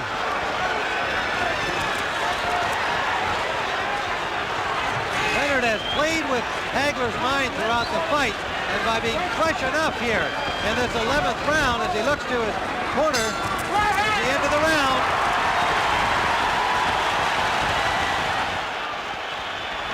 They beckon each other out. Does Hagler feel that it all comes down to this 3 minutes? Well, you know, Goody Petronelli in the corner, he was talking like it's about a 15-round fight. Where you started to get him going. I mean, I would have been a little more emotional if I was in the corner.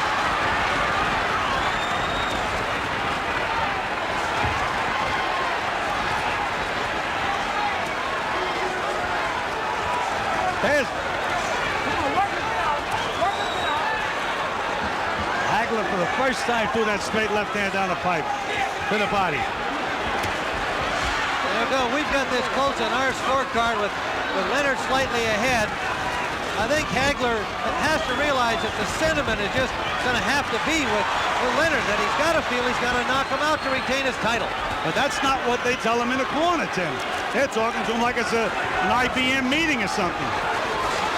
No emotion. Oh, good straight left hand by Hagler. And look at Leonard just able to pick up the punches, move his head, and escape most of them.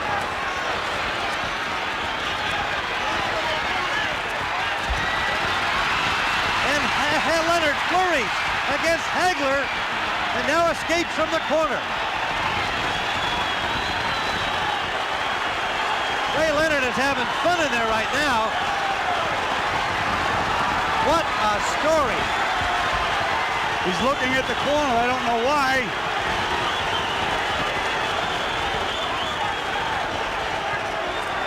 Well, Tim, we have to call him the Miracle Man of boxing. He doesn't need any help from the corner. He sure doesn't. Not what he's accomplished to this point. Well, Tim, he's giving this round away, though. Sugar Ray, you know who the fans think are winning the fight.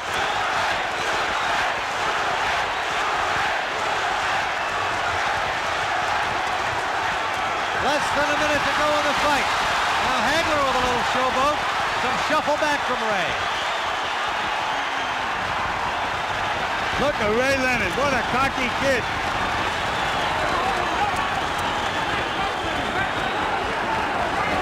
Now this 30-year-old cocky kid, perhaps fainting weariness as he has a few times earlier in the bout, but also showing that psychologically and physically now he's in control.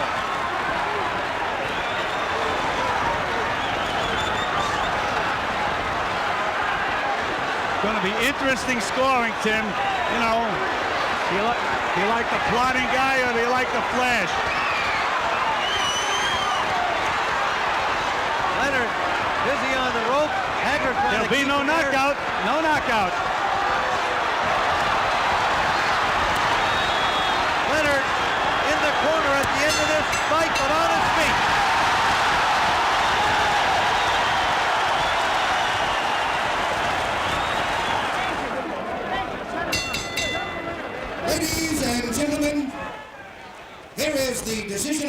judges, we have a split decision. Judge Lou Filippo scores the bout. 115, Marvin Hagler. 113, Ray Leonard. Judge Jojo Guerra scores the bout. 118, Leonard. 110, Hagler. And Judge Dave Moretti scores 115, 113. By the winner, by a split decision, and new middleweight champion of the world, Sugar Ray Leonard.